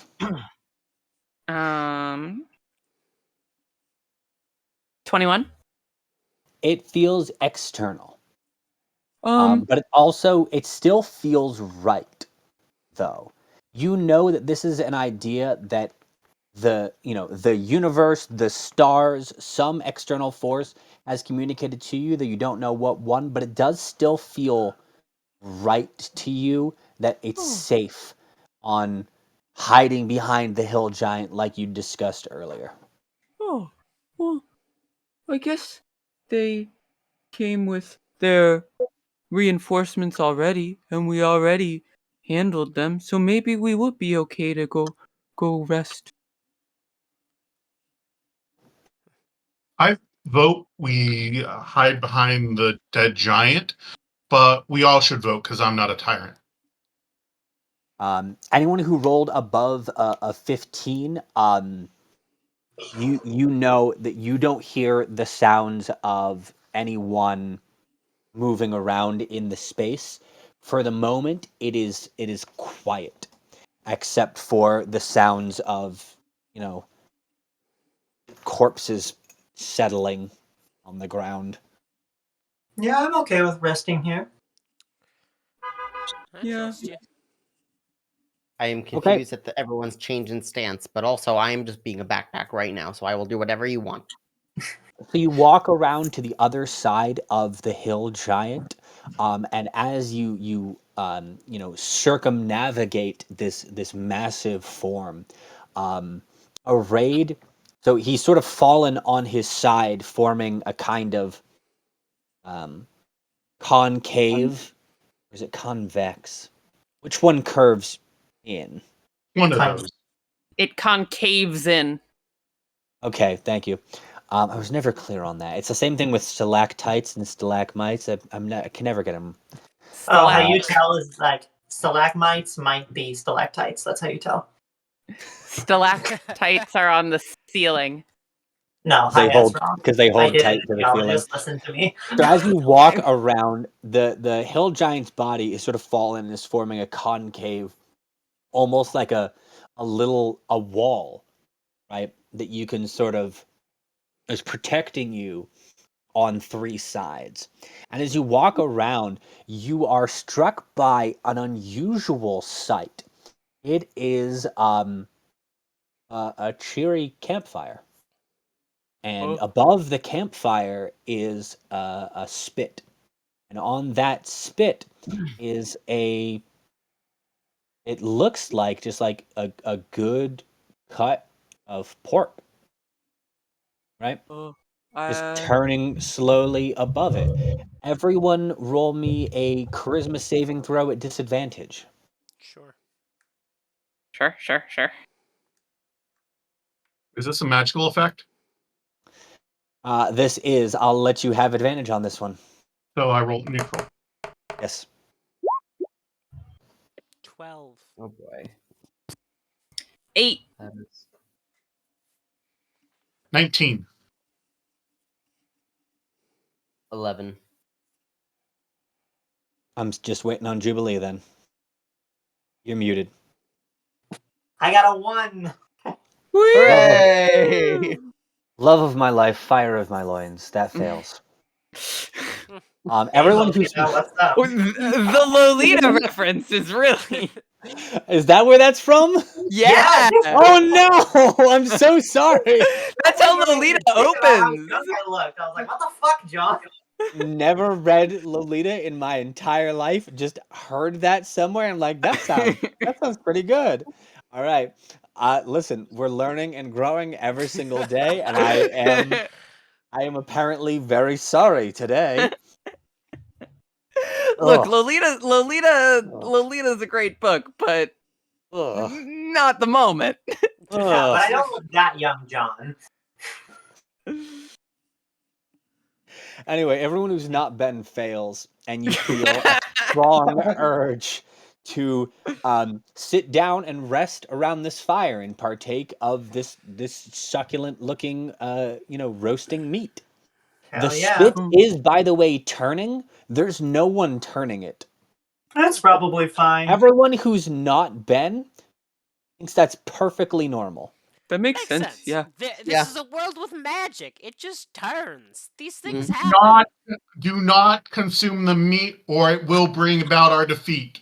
I'm anyone- hungry. I thought Did you were it- the one who Good. wanted us to rest. Who I'm rolled below? confused. Who rolled below a 10? -1 or 1. Everyone who rolled below a 10, you do immediately go and you just take a bite of, you just carve yourself off a part of that haunch and you just eat some. It's And tasty. then you fall asleep. Do I need to make a saving throw to see if Aurora falls on me? I wasn't gonna make you, but you asked, so yes. You asked so nicely. Well, I felt like it was the right thing to do. I listen. Keep yourself honest. Keep me honest. Exactly. Should that be a dex saving throw, I assume? Please, yes, a dexterity saving throw. Beat a 10. This is gonna be great. Oh. Damn, it was so close to a nat 20. That's a 9 Total. total. Okay, well then yes, I said beat a 10, you rolled a 9. Aurora falls backwards. No falling damage. Just flopping on the ground. No one takes any damage, not even Bungarn, who got flattened by a big old Firbolg. But you are, in fact, your strength score is, I imagine, an 8. My strength score is a 10. I have no modifier. Okay. Um, you could theoretically get yourself free from there, but for now you've got the wind knocked out of you, and so you're gonna need a little bit before you can make that Excellent. strength check to get free from here. You just hear me under as soon as just Aurora plops down, just going. "Ah! Backpack was a mistake." We don't hear shit. We're asleep. Yep. John. Aurora and Victoria, you are asleep. We'll get to that in a second. Ian, you were about to start saying something. Not rolling above a 20. How Uh-huh. how weird is it? But rolling above a 10. How weird is Uh-huh. it that my friends just ate some meat and fell asleep? Um, Am I still what intrigued by the meat did and the you rest? did you roll above a 15? I did not. What did you roll? I rolled a 14. Okay. So with a 14, you think that your friends were just very sleepy, right? Mm-hmm. And they just like it's been a long day. You've all had some very hard fights. You woke up in a pile of dead bodies. It's been a rough time. They just sort of like they got their first taste of something good and nice and pleasant, and then all of the tension just left their bodies and they just collapsed and fell asleep. It's not great because they're probably going to be asleep for a few hours at this like because of this, but it's not sinister. You don't feel any particular call to eat the meat, but you also don't think that it's bad. So, I'll leave that up to you, Nimbus, whether or not you want to partake of some good fare. Cool. You're totally not sinister. Listen, Melvin. Buggarder, what did you roll specifically? What was that number? Me? On the deck saving throw or the other saving throw? The original charisma saving throw. No, not I you, believe Ben. that was, You're good. yeah, I believe that was an 11. Okay, so you same thing as Ian, right? You're stuck under Aurora, but you don't think anything badly of it. You do like you wanna. You think that meat would be tasty. It's not a compulsion, but you're just like, Mm-hmm. that'd be good. That'd be nice to have. If I If I was wasn't free of stuck here, under Aurora. if I wasn't stuck under Aurora, I might want some, but that is still a Bungarn choice. And you know that this is a fucked up situation. This is some bullshit Fey magic. This should not be happening. This is bad. I try to wake You up Aurora. The itching on the back of your neck gets much, much worse. Please roll me another charisma saving throw. This one will be at disadvantage. Not charisma, constitution saving throw. This one will be at disadvantage. Okay. 15 and What was 15 that? and 17 on the dice. 21. Damn, you're just rolling these. You're just rolling these very well. You're able to resist that itching. It's still good. You're still fine. You can go over and try and wake up Aurora. How do you try and wake up Aurora? I shake Aurora's shoulders. Okay. Aurora, make me a Constitution saving throw at disadvantage. Right.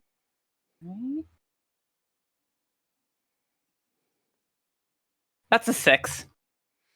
Lovely. Aurora minutes, Mom. Aurora is conscious enough to sort of mumble, but you're shaking a rag doll. You're shaking a big, bovine-esque floppy-eared rag doll. All right, then I I love walk I over and love fearbolgs so much. They're so good. Fearbolg and Goliath, my favorite races. I try to wake up Victoria then. Victoria, same thing. Constitution saving throw at disadvantage.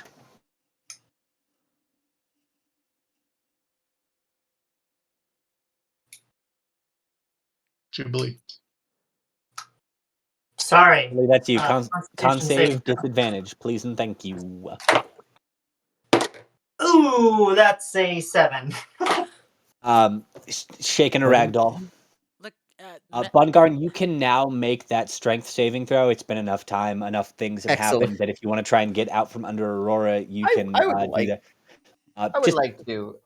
beat an 8.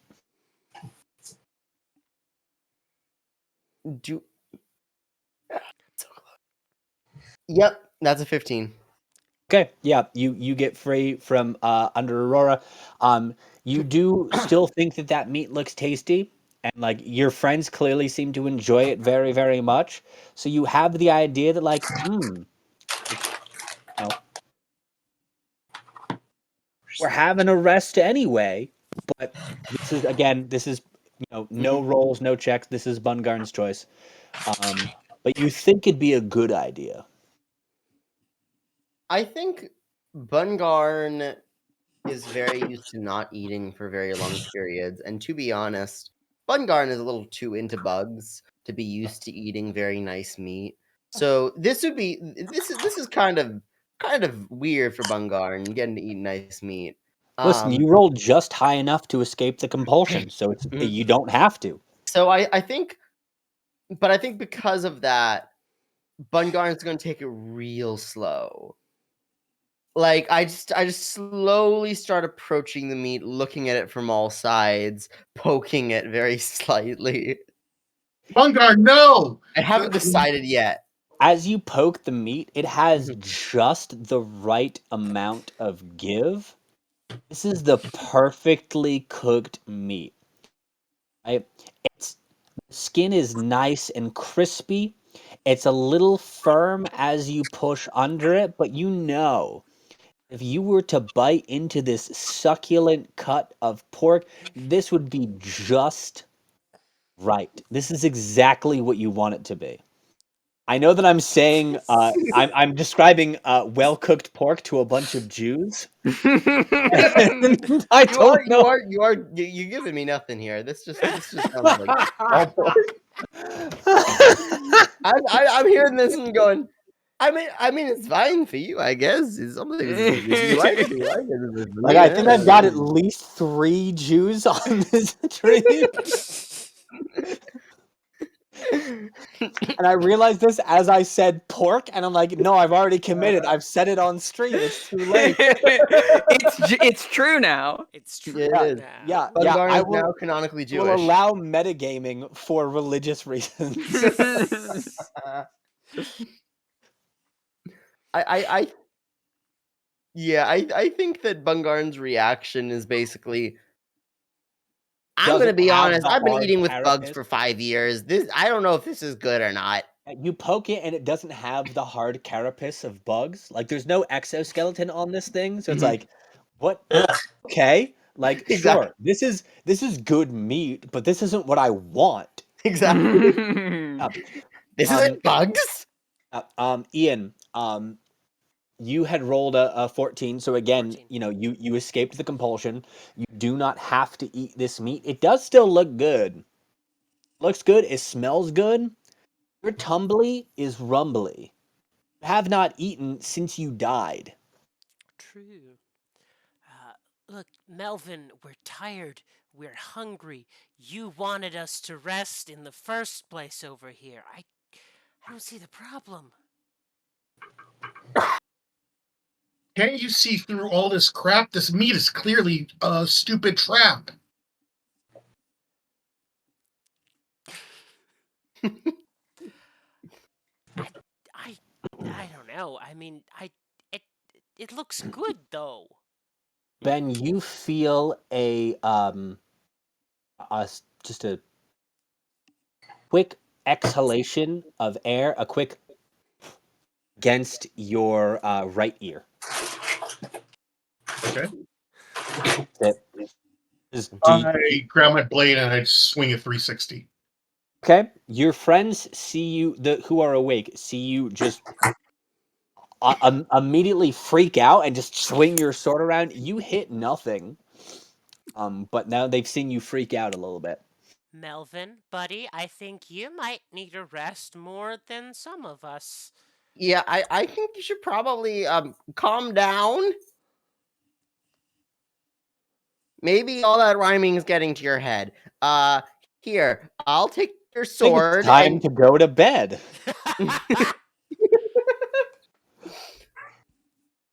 This is clearly a trap set from the Fae.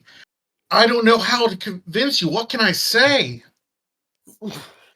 Well, you could say what you were swinging your sword at right then, 'cause it kinda seems like a thing that someone would do when they're tired and confused. Ben, your left butt cheek is pinched.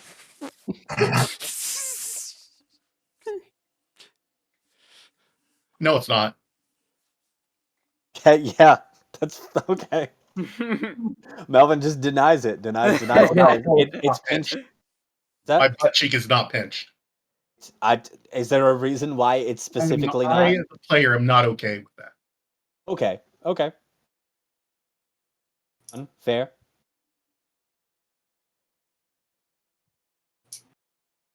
You do feel another puff of air then against your right ear.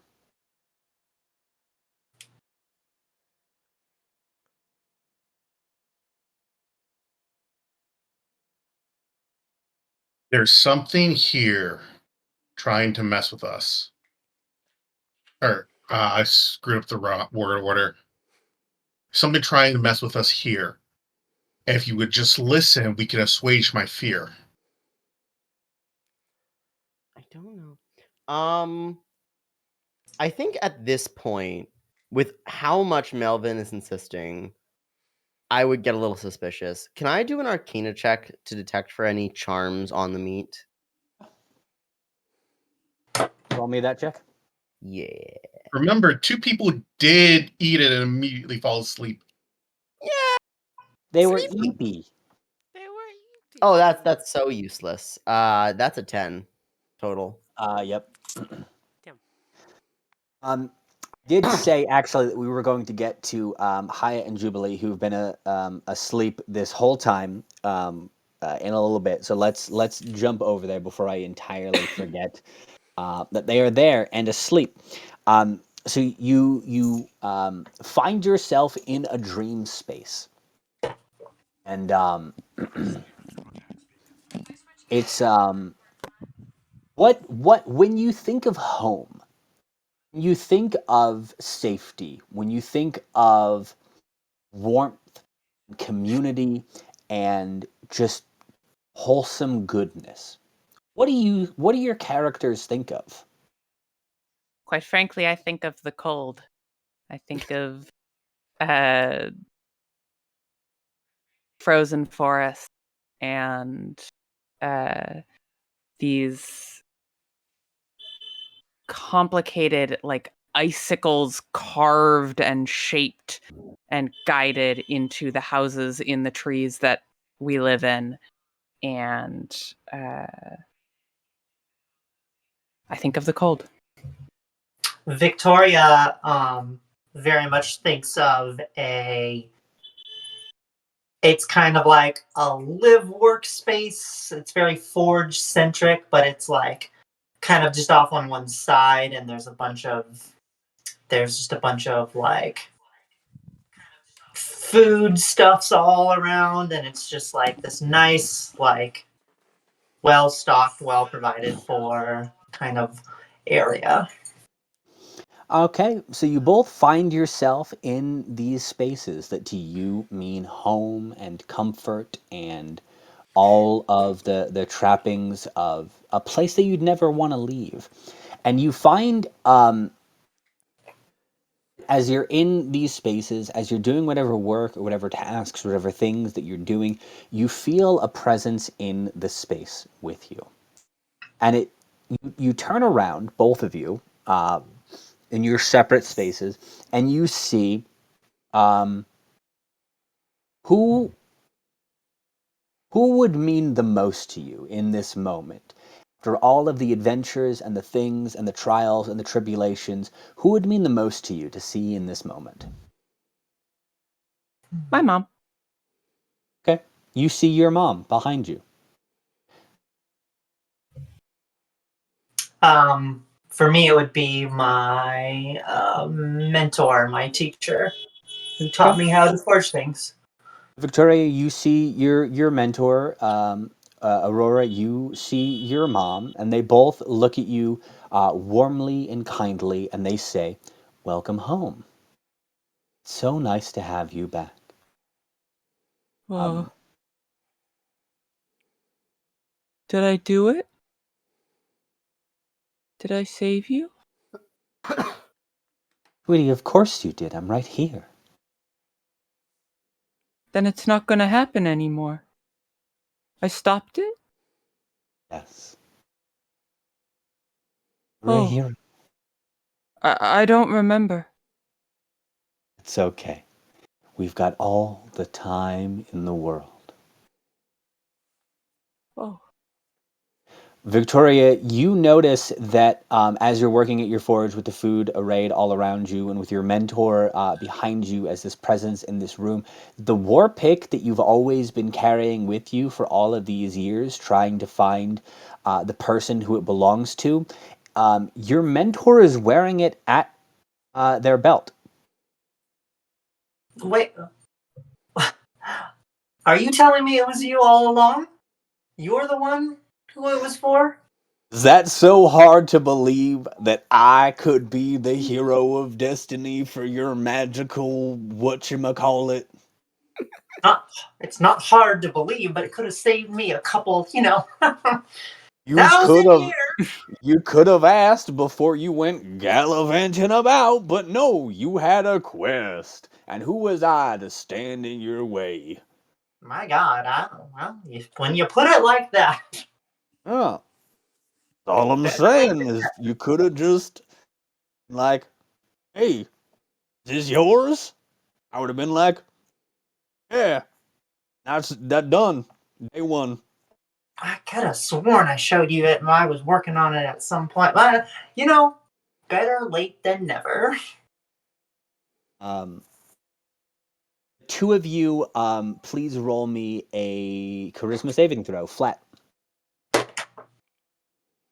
Ooh, that's a 15.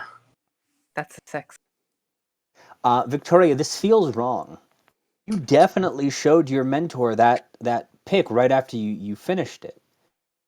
Put You it know, in their hands. That was the first person you went to, the person you trusted the most, the person that you would have of most course. gladly given this burden to, and it I didn't. could I can't think of anyone more worthy in the whole Gith Yankee, yeah, no, not Yankee, Gitzerai court. No, you helped me fashion the tang of the. It's not a sword. Probably doesn't have a tang. We'll say it does. You helped me fashion. No, I specifically showed that to you. What's going on? You hear the voice change, and it becomes smoother and deeper and more refined. It says, "Well, darn it. I messed this one up. Oh well. I'm How gonna are move to try. I'm you?" gonna move to try to take it from them. Amazing. Let's jump back to our people who are still awake. What are you all doing in this moment? Melvin, I'm tired. I'm hungry. Aren't you? Dylan, you're muted. I've been muted this entire time. God damn it! I'm so sorry. Yep. I was saying I think this entire time after I failed my Arcana check, I've just been trying to convince Melvin that this is fine. And I just repeatedly am going like, look, buddy, I get it. Something's happening to you. Why don't we calm down? I'll give you some bugs to play with while I go eat the meat, right? Okay? Okay.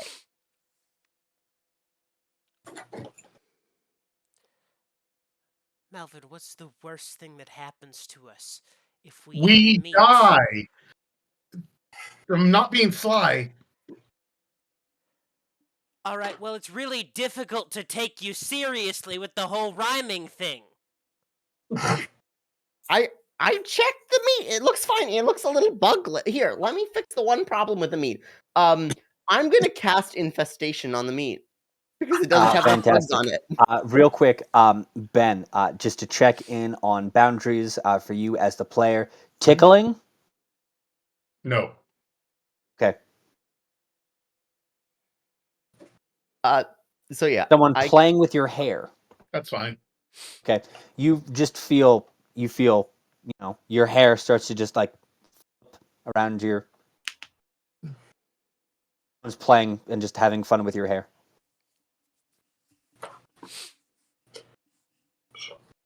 You react to this, or are you just letting it happen at this point? Letting it happen. Okay. So excellent. as you just sort of let it happen, you hear a voice in your head. It's a voice that you don't recognize, and yet at the same time, you feel like you should. And it says, "Are you enjoying the games that I'm playing?"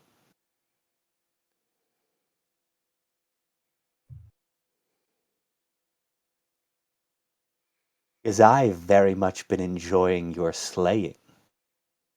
Who the hell are you? I don't want to start something new.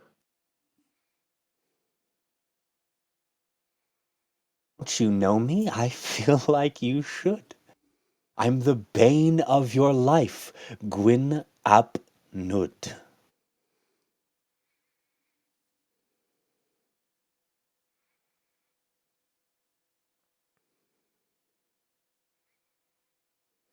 You feel this voice that was a physical presence in your mind that you could tangibly feel recede out like a water being squeezed from a sponge. It's distinctly uncomfortable, but the playing with your hair, the puffs of air on the back of your ear, the everything else that was happening to you, you know that it's all the itching, it's all gone, and the voice and the presence is also gone. Um, Melvin and Nimbus, the meat's just meat now. It's not turning anymore. Starting to get a little burned and charred underneath. Doesn't look quite so appealing anymore. Friends are still asleep. Um, Toria, we'll get back to you in just 1 second. Aurora, your mom comes up to you and folds you in a big old hug. Says, "My darling daughter, I have never been more proud of you than I am in this moment." Okay. Thanks. Amazing.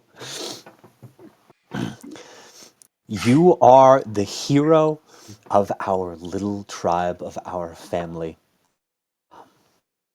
Oh, uh, that wasn't, thanks, I guess. Do I have to do anything because of that? Do I have to, like, go to ceremonies or, um, recite ancient poems or anything? Because I'm not really good at remembering that kind of stuff. Good thing about being a hero is that you get to do whatever you want. So what do Oh, you want to do now? um, You cannot in this moment remember the four people that you've been adventuring through this weird tomb with. You can just remember that you went off to save your mom. You did it. You can't remember how. You know that you did it. um,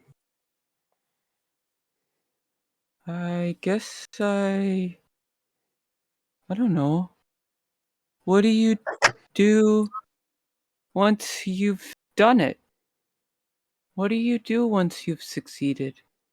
Um, I guess I'll take a nap. That sounds like a wonderful idea. I Don't you don't. go take a nap? Okay. Um. Inception. A dream within a dream.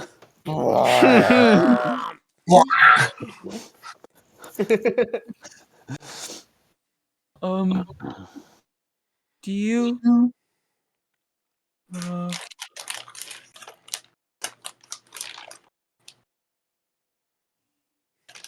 Huh. I don't know. I just feel a little, aimless. I guess. Roll me a charisma saving throw with advantage.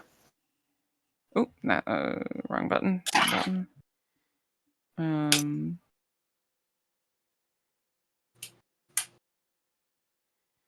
2. With advantage? I rolled a natural 1, which is a 0, and a 3, which is a 2. No. We're rolling the Dave, opposite of each other tonight, Haya. I rolled a 1 and a 2 and a 1 and a 3 with advantage. I wanted this to work out for you, but you are, in fact, you think that in this moment, the best thing that you could do, take a nap.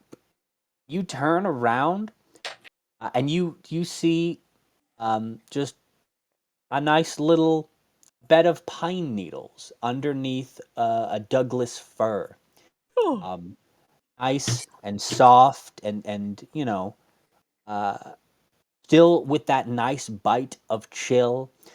Maybe the snow will fall on you and you'll have a nice blanket. Who knows? A That'd be nap nice. would be good in this moment. Mhm. Victoria, this is not right. You should not be here. You reach for make me a roll to hit.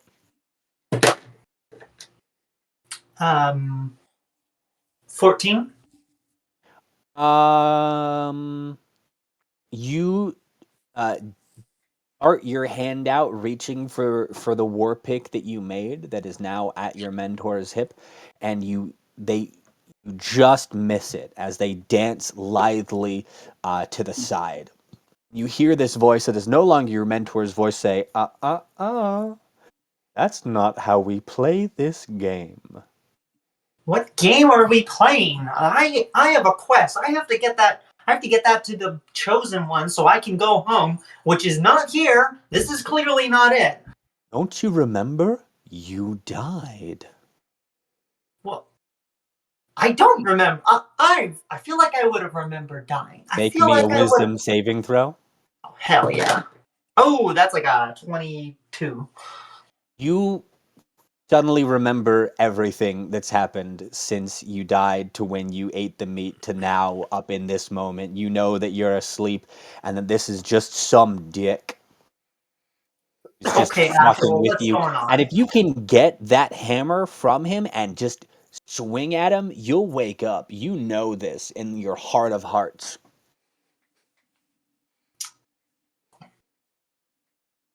So Um, roll again to hit. A 15. well, that's not a 15. Just- You try again and it doesn't work. We're going to be back to our awake people for the moment. Ben, the presence is gone from your mind. The meat is, as always, looking absolutely terrible. Roll me an Arcana or Religion check real quick. I'm trained in Arcana. I would also like to point out really quickly the meat is still covered in bugs. The meat is now covered in bugs. Yes, that's right. That's right. That's right. Dylan, please resolve what infestation would do to that meat real quick. So infestation causes a cloud of mites, fleas, and other parasites to momentarily appear on top of a creature. Mhm. It also, assuming normally is the target is a living creature and would have to make a Constitution saving throw. But because it isn't, I assume it just works and it moves 5 feet in a random direction. Okay. Okay. So we're gonna tweak that just a little bit, and it's just going to just the mummy-esque start to devour through that flesh. Ben, what was your check? 11. 11. Um, you get the vague idea that you should smash this thing. I smash In the fact, meat. no, sorry. Let me tweak that a little bit because I'm remembering your necro sword. You hear the sword speak in your mind and say, "Break it." I attack it with using booming blade, or not booming blade, green flame blade. Doesn't Green Flame Blade attack things in the area? It can. It's optional. Okay. And You you don't need to can't roll to hit. cross. It's a stationary thing. It's a hunk of meat. I'm not going to make you roll to it, so just roll damage.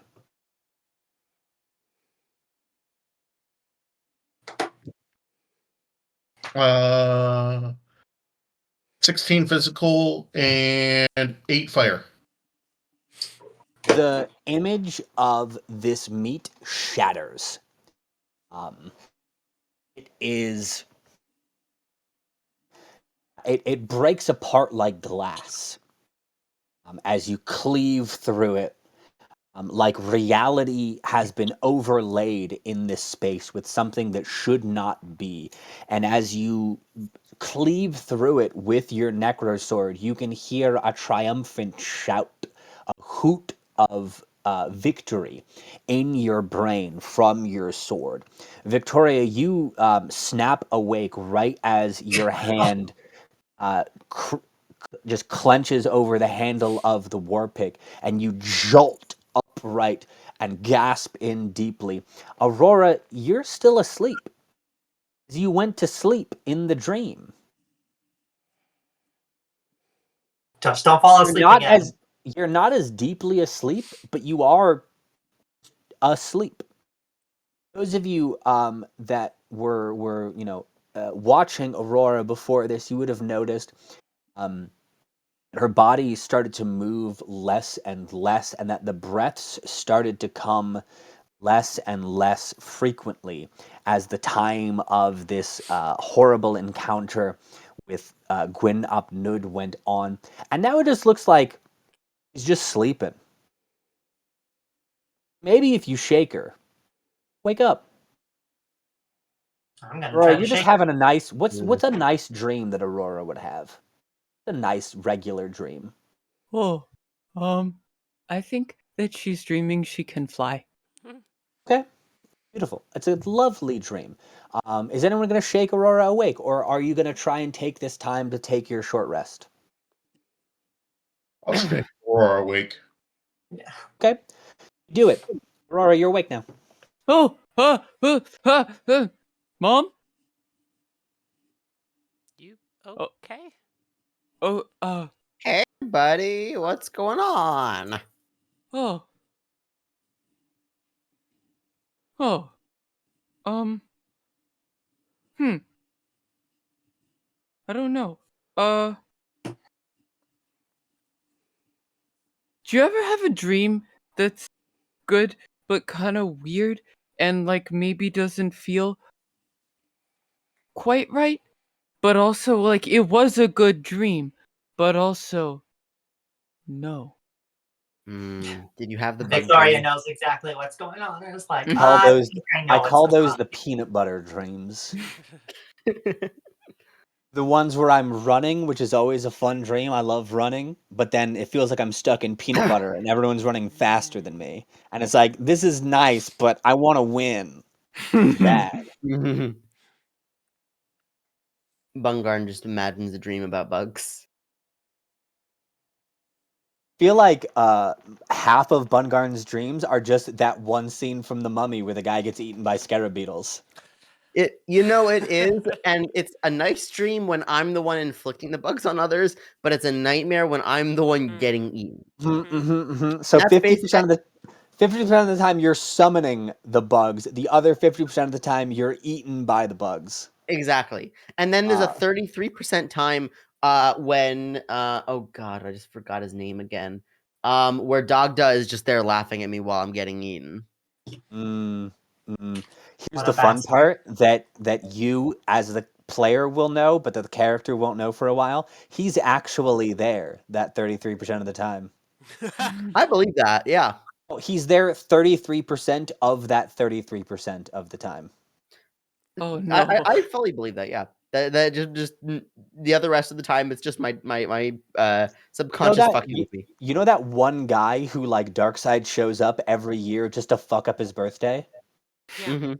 You're that guy for Dagda? Actually it's Thanos. Thank you. It is Thanos, isn't it? Yep. Listen, Thanos, Darkseid, Same difference. InSync, the Backstreet Boys, they're the same. Tomato, tomato.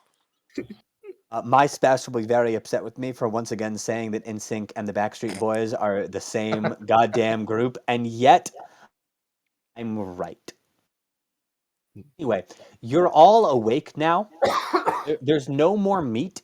There's no more warm, cheery fire. There is now a giant corpse that is just starting to go through rigor mortis.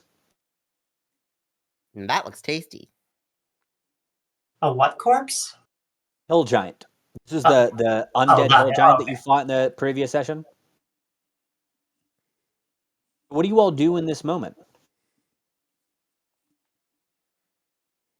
Hey, I know I shouldn't be saying this because I literally am about to die. Maybe we shouldn't rest here.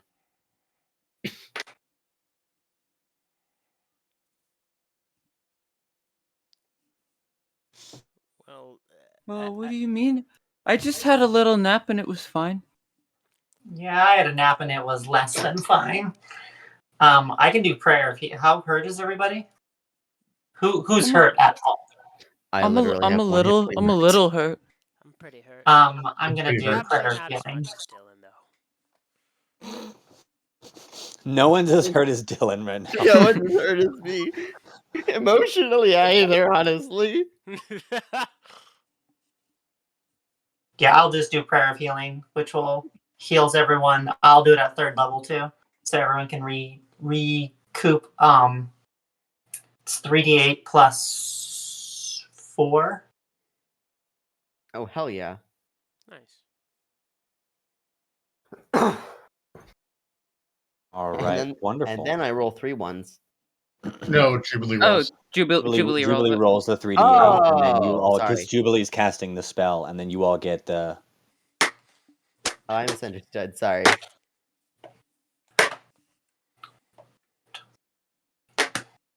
You all gain 19 hit points.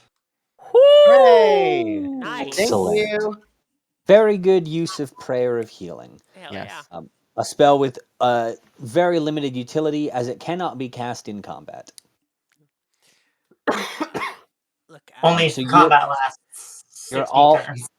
Yeah, you're all awake. Everything is great and good, and no one just had a god laugh in their ear about games that are being played with their mortal souls. So what do you all do in this moment? I don't worry about that. Let's Oh, get of course you moving, don't. I guess. I think He's we the should one that I'm get fucking out with of this here. episode. Yeah, let's get out of here. All right.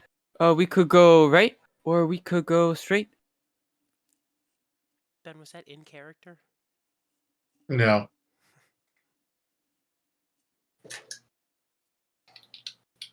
Okay, so what does everyone want to do in this moment? You come into the hallway. It's very similar to the other hallways that you've been going through. There are torches alternating on the walls about every 5 feet or so. You can see ahead of you that the hallway does turn off to the right as you're facing forward, or it does just continue onwards into a fairly larger room. Bungarn starts looking at his hands again. Continue to the left is the way that's most deft. Then you'd keep going straight then. Yes. Okay, Works let's go Yeah. straight. Let's go straight. Hey, little guy. Huh? Yeah. Well, yeah. You want to come here? The last time that I was a backpack for you, I fell on the ground and couldn't get up for a hot second. I think I'm just gonna walk. Thank you, though. Oh, okay. Your legs are really short, though. They're not. You know what? I'm not gonna fight you there.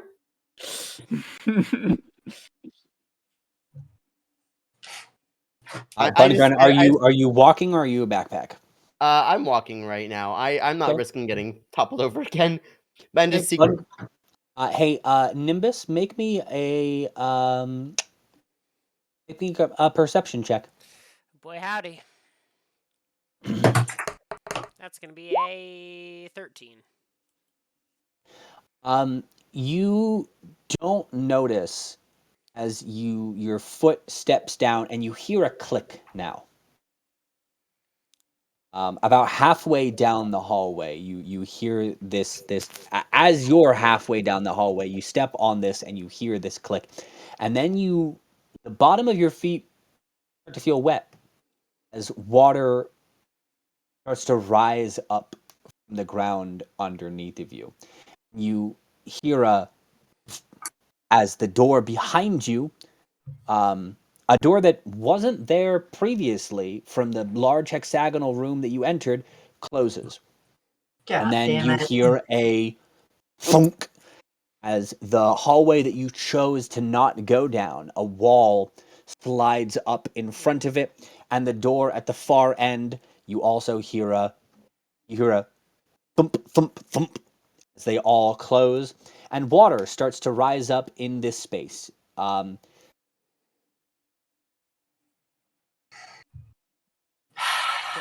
minute that water, the I minute take it that back. I want to be her backpack again. sock gets wet, feels the water, uh, uh,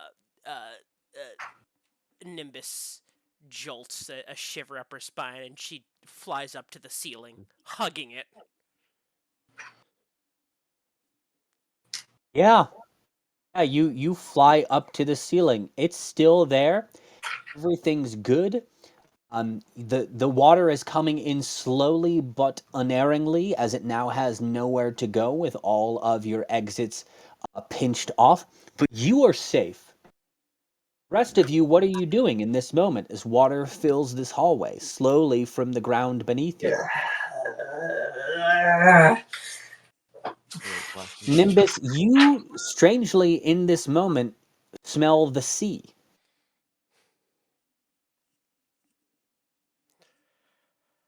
It's weird because you're presumably underground in a tomb kind of thing with a bunch of dead bodies and some dank ass water coming up from the dirt.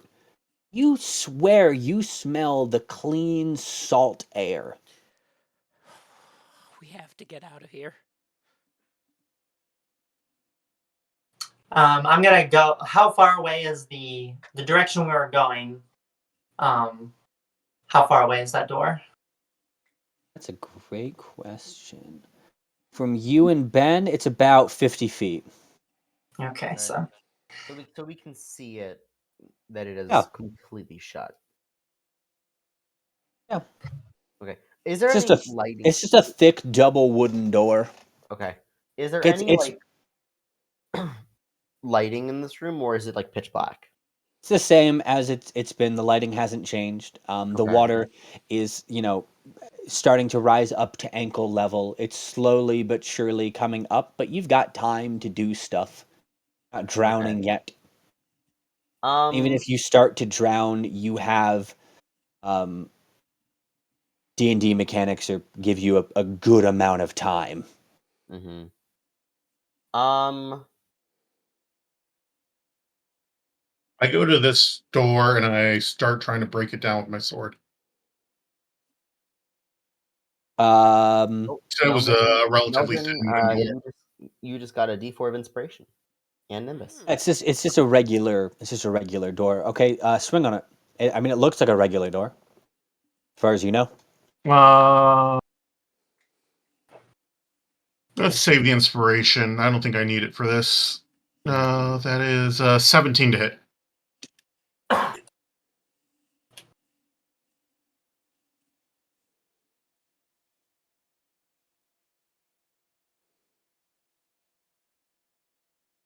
17 to hit. Okay. You hit the door. Roll for damage. Uh, 17 points of physical, 1 point of fire. 17 of physical, 1 point of fire. Yeah, magical slashing. Got it. Okay, you definitely take a chunk out of this door. It does still appear to be standing strong against what you're doing to it. Can I see through the chunk? No, not quite yet. Okay.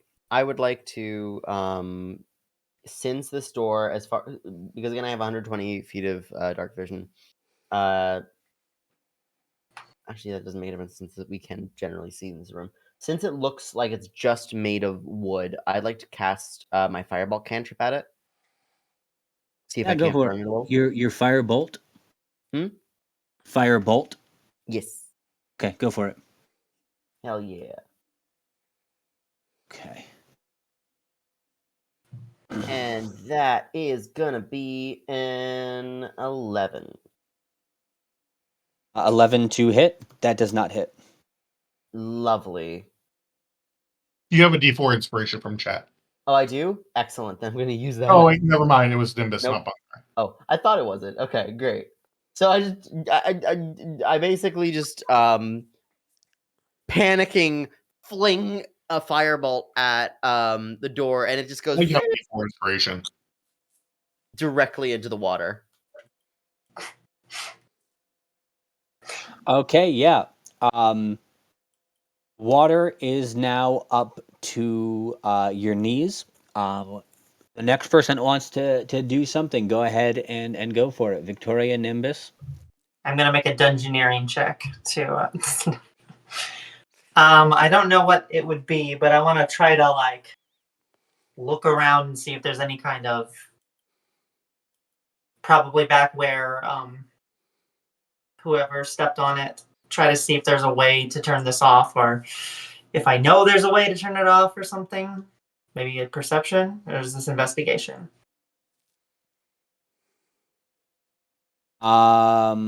Investigation. Damn. Well, that's a 7 plus a -1, so 6. Give me that number again. 6. Yeah, that doesn't get you anything useful. I've been very effective this session. Nimbus, what are you've flown up to the ceiling? What are you doing in this scene? We don't know where the does the water seem to be coming from one point or from many points? It's just coming up generally from the ground. Um, yeah, I'm moving towards. Are we like in initiative? Like, well, not initiative, but like action speed. More or less, yeah. Okay. Being a little bit more flexible with strict initiative order, but Cool. time is passing slowly and stuff is happening. And I don't think I could make it to this door, the far door, but I can make it to this other one. And I mean, Ben made it to the door. You can make it to the door. All right, sure. We're being a little loosey goosey. I'll make it to the door. I don't have any spells that don't target creatures. So I'm gonna, I guess, take out a dagger to attack the wall door. I mean, what kind of damaging spells do you have?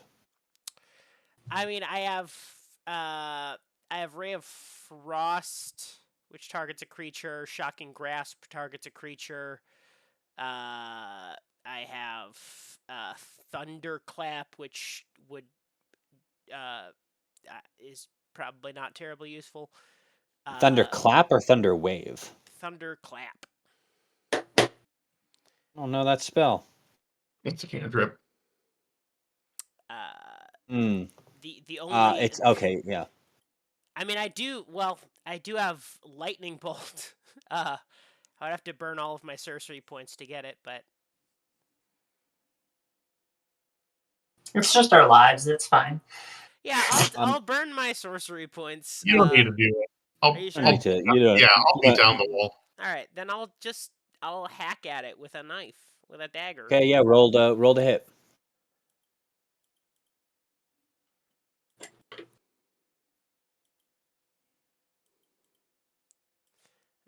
That's gonna be a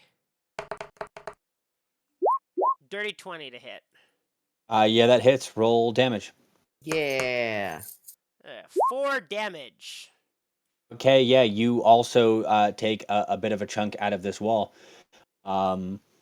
I'm gonna No. swing at the wall again. Yeah, Doing do another it. green flame blade. Oh. The 15 hit.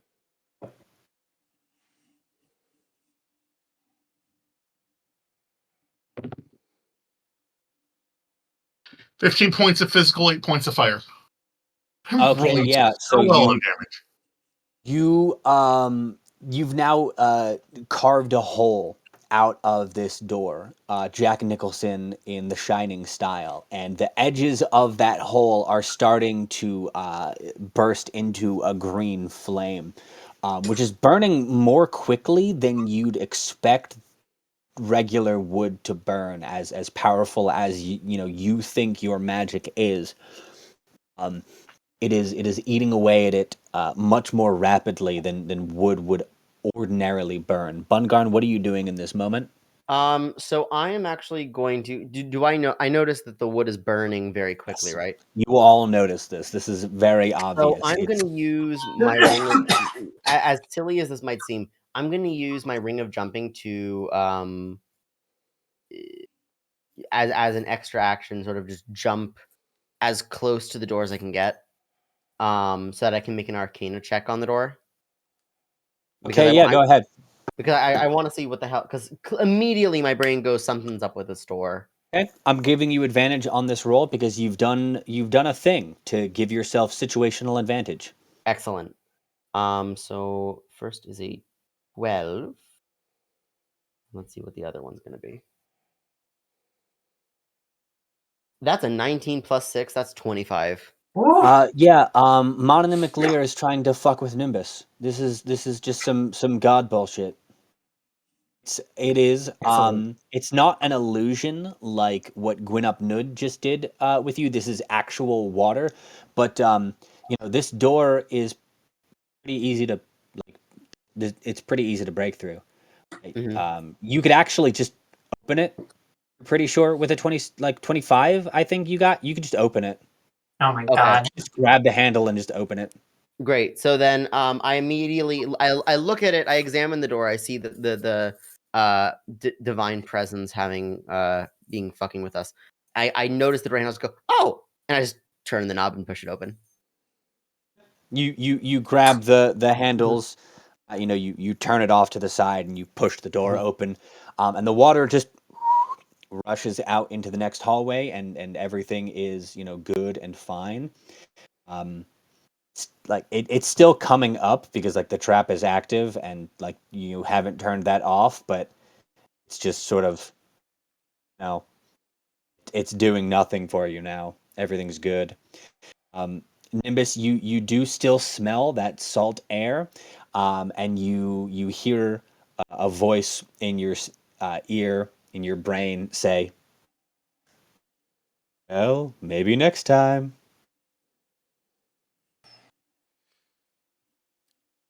Um, then there is the hallway. There's a room in front of you.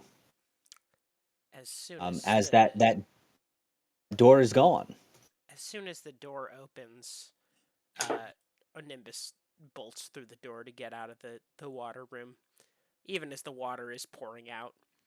Um, and I don't know if Nimbus the is not ceiling happy. is any different height in this room, but if it is, she flies up to it, and if not, she clings to where it is. The ceiling in this room is about 20 feet high.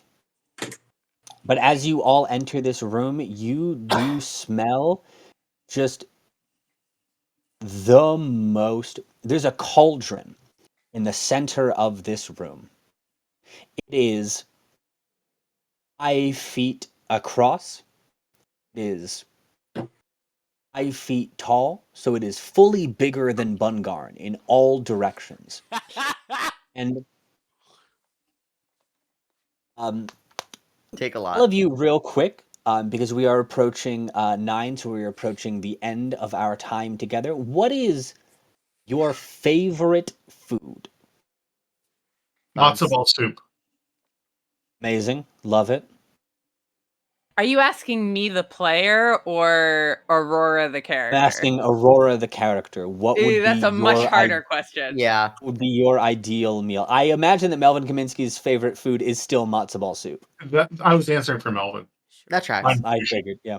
Yeah, that's a great answer. I'm gonna alter my answer slightly to be more genuine, which is that Bungarn's favorite food. If Honey we're ants, I knew it. Hmm? Honey ants, I knew it. Is very specifically it is a very specific dry aged and then remarinated brisket, which used to be his favorite delicacy until he went insane, and now it's that but covered in termites. I have an extremely specific answer. Is it more specific than that? Yes. Oh God, I'm please excited to hear go. about it. So okay, it is an analog to that that dish that's like where there's like a little quail or something that's like hatched in the dark and it's like drowned and like always kept with eaten with a hood so God never sees your decadence or something. There's a dish like that in one of those planes that changes your alignment if you stay too long, and it is specifically a creature not from that plane that you bring in, serve on a tray, and you wait for it to fail its saving throw so its alignment shifts, changing and alternating, and that's the moment when you eat this small little creature. And that's that what is I in smell. fact an infernal chicken brought to the plane of order. Exactly. It's brought to Mechanus, where like all of the fucking like robot like Eberron shit happens. The clockwork shit, yeah. Yeah. Where it goes from like just this weird Oh, little chaotic clockwork, that's evil the chicken wrong. to just like a true neutral chicken, and then it's amazing. It's really good. Nimbus. Yeah, it's a stew. Nothing too terribly fancy. But a fish stew. Um, one that uh would be made in her family, and that she would have made with her daughter. Amazing. I love that. I love a good stew. Mahaya. Aurora's is also a stew. It's a Arctic hare and these herbs and spices that only grow under snowbanks. Amazing. So, whatever you all answered as your favorite meal, as the thing that your character would want most to eat in this world, that is what you smell coming from this cauldron. The smell permeates this space. You all feel um, just suddenly ravenous. Um, you know that the thing that you want to eat most in the world is in this cauldron. Yes. Dylan, what you smell actually is just Yeah, I know what's coming. actually, yeah. Listen, I know everyone it's gets one. yeah. Everyone gets one. Some people, Nimbus get like 1.5 because Nimbus only got a god just whispering sweet nothings in her ear last session. So now Nimbus had to get almost drowned.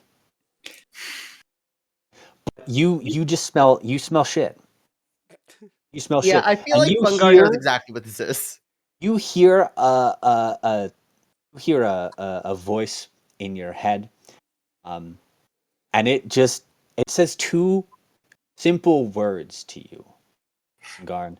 Two one-syllable words comprising of 7 letters in total.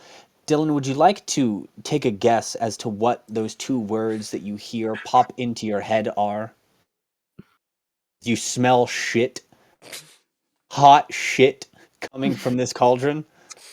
I think I want you to tell me. Is it fuck you?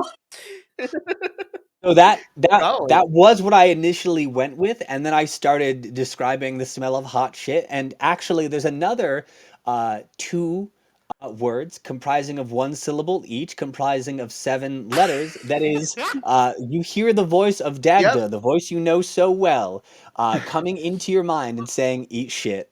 Yep. That's where we're gonna end our episode for Inviting today. you. Thank you all Wonderful. so much for joining us here for a Glasgow Kiss, where the gods hate you all so much. Um, maybe as much as you hate them, maybe more. We'll find out. Um, for now, let's just go around and introduce everyone once again. Plug anything that we want to plug. Um, who went first this time? Bended. Benedict. Ben. You can check me out here on Tuesday with Ian. We're going to be playing Broken Divinity, about a world where the gods have died and people are trying to get new faction, a new pantheon instilled. It's a lot of fun. Check us out. You will not regret it. I actually don't remember the order that I introduced you all in the beginning. So if anyone remembers, feel free to just pop in. If you don't, I'm just going to pick someone in the next 3 seconds. I know I was next. I am Critical Lens over on TikTok as well as Instagram. Instagram, you can also find me as Dylan's the Storymaker. I am Dylan. I do fun Jewish representation of pop culture stuff, random pop culture stuff. Whenever I feel like actually making content, which who knows when that'll be. Dylan makes great content. It's some of my favorite stuff to find on TikTok. That is So a very please nice lie. do. Thank you. I'm not. I would never lie to you. It's called Yes and Dylan. I believe. I believe Ian was next. I Oh, think so, yeah. hi, it's me. My name is Ian. Wow, it's Ian on the internet Wow. places. Wow! Oh! It's Ian, but you're a little bit surprised. Wow. Wow. Ben has already plugged Broken Divinity, which I'm a part of. Also, if you want to see Ben and John as my players, check out Dungeons and D classes every other Sunday on my Twitch channel. Also, if you like D&D actual plays, you should check out a cool podcast that another member of Trans Tales does. It is Magic Isn't Real. It's super cool. Jubilee. I'm Jubilee. I'm Titan of Joy on TikTok. Please go follow me there. I mostly do trans and Warhammer stuff. In fact, I'm a bigger nerd than all of you because I've been doing Warhammer while playing D&D. So get on my level. I published a math paper with Isaac Newton. So I don't know if you're a bigger nerd. But did you do that while you were playing D&D? It was on a statistical model that we designed to rank Sith Lord powers. Fascinating. Nice. I'm going to look this up. You're not going to be able to find it. It was at an obscure conference. Ah, damn. Rip. Amazing. Haya, finish this up. Yeah, hi. I'm Haya. I'm Butterfly Astrophysics. I am also recently announced as a cast member in the second season of Starfall, which is a narrative podcast that is currently crowdfunding. If you feel so moved, you can do that and get cool prizes, or you can just look for me when it releases sometime later this year, and look for me in other voice acting things that I'm not allowed to talk about in public yet, but are gonna be super fucking cool. Performing as Haya Alice, which I at this moment in time think is gonna be my voice actress doing performance as name going forward. And see me in those places. Amazing. We will be back in 2 weeks with most of our people to continue our shenanigans, unless other people have conflicts, in which case we'll let you know and then we'll see you in the future. But anyway, I have been will always be John Lestrange, the History Wizard, your dungeon master and dungeon daddy. Thank you so much for swinging by tonight, and have a great one. Bye-bye. Bye. Everyone. Bye.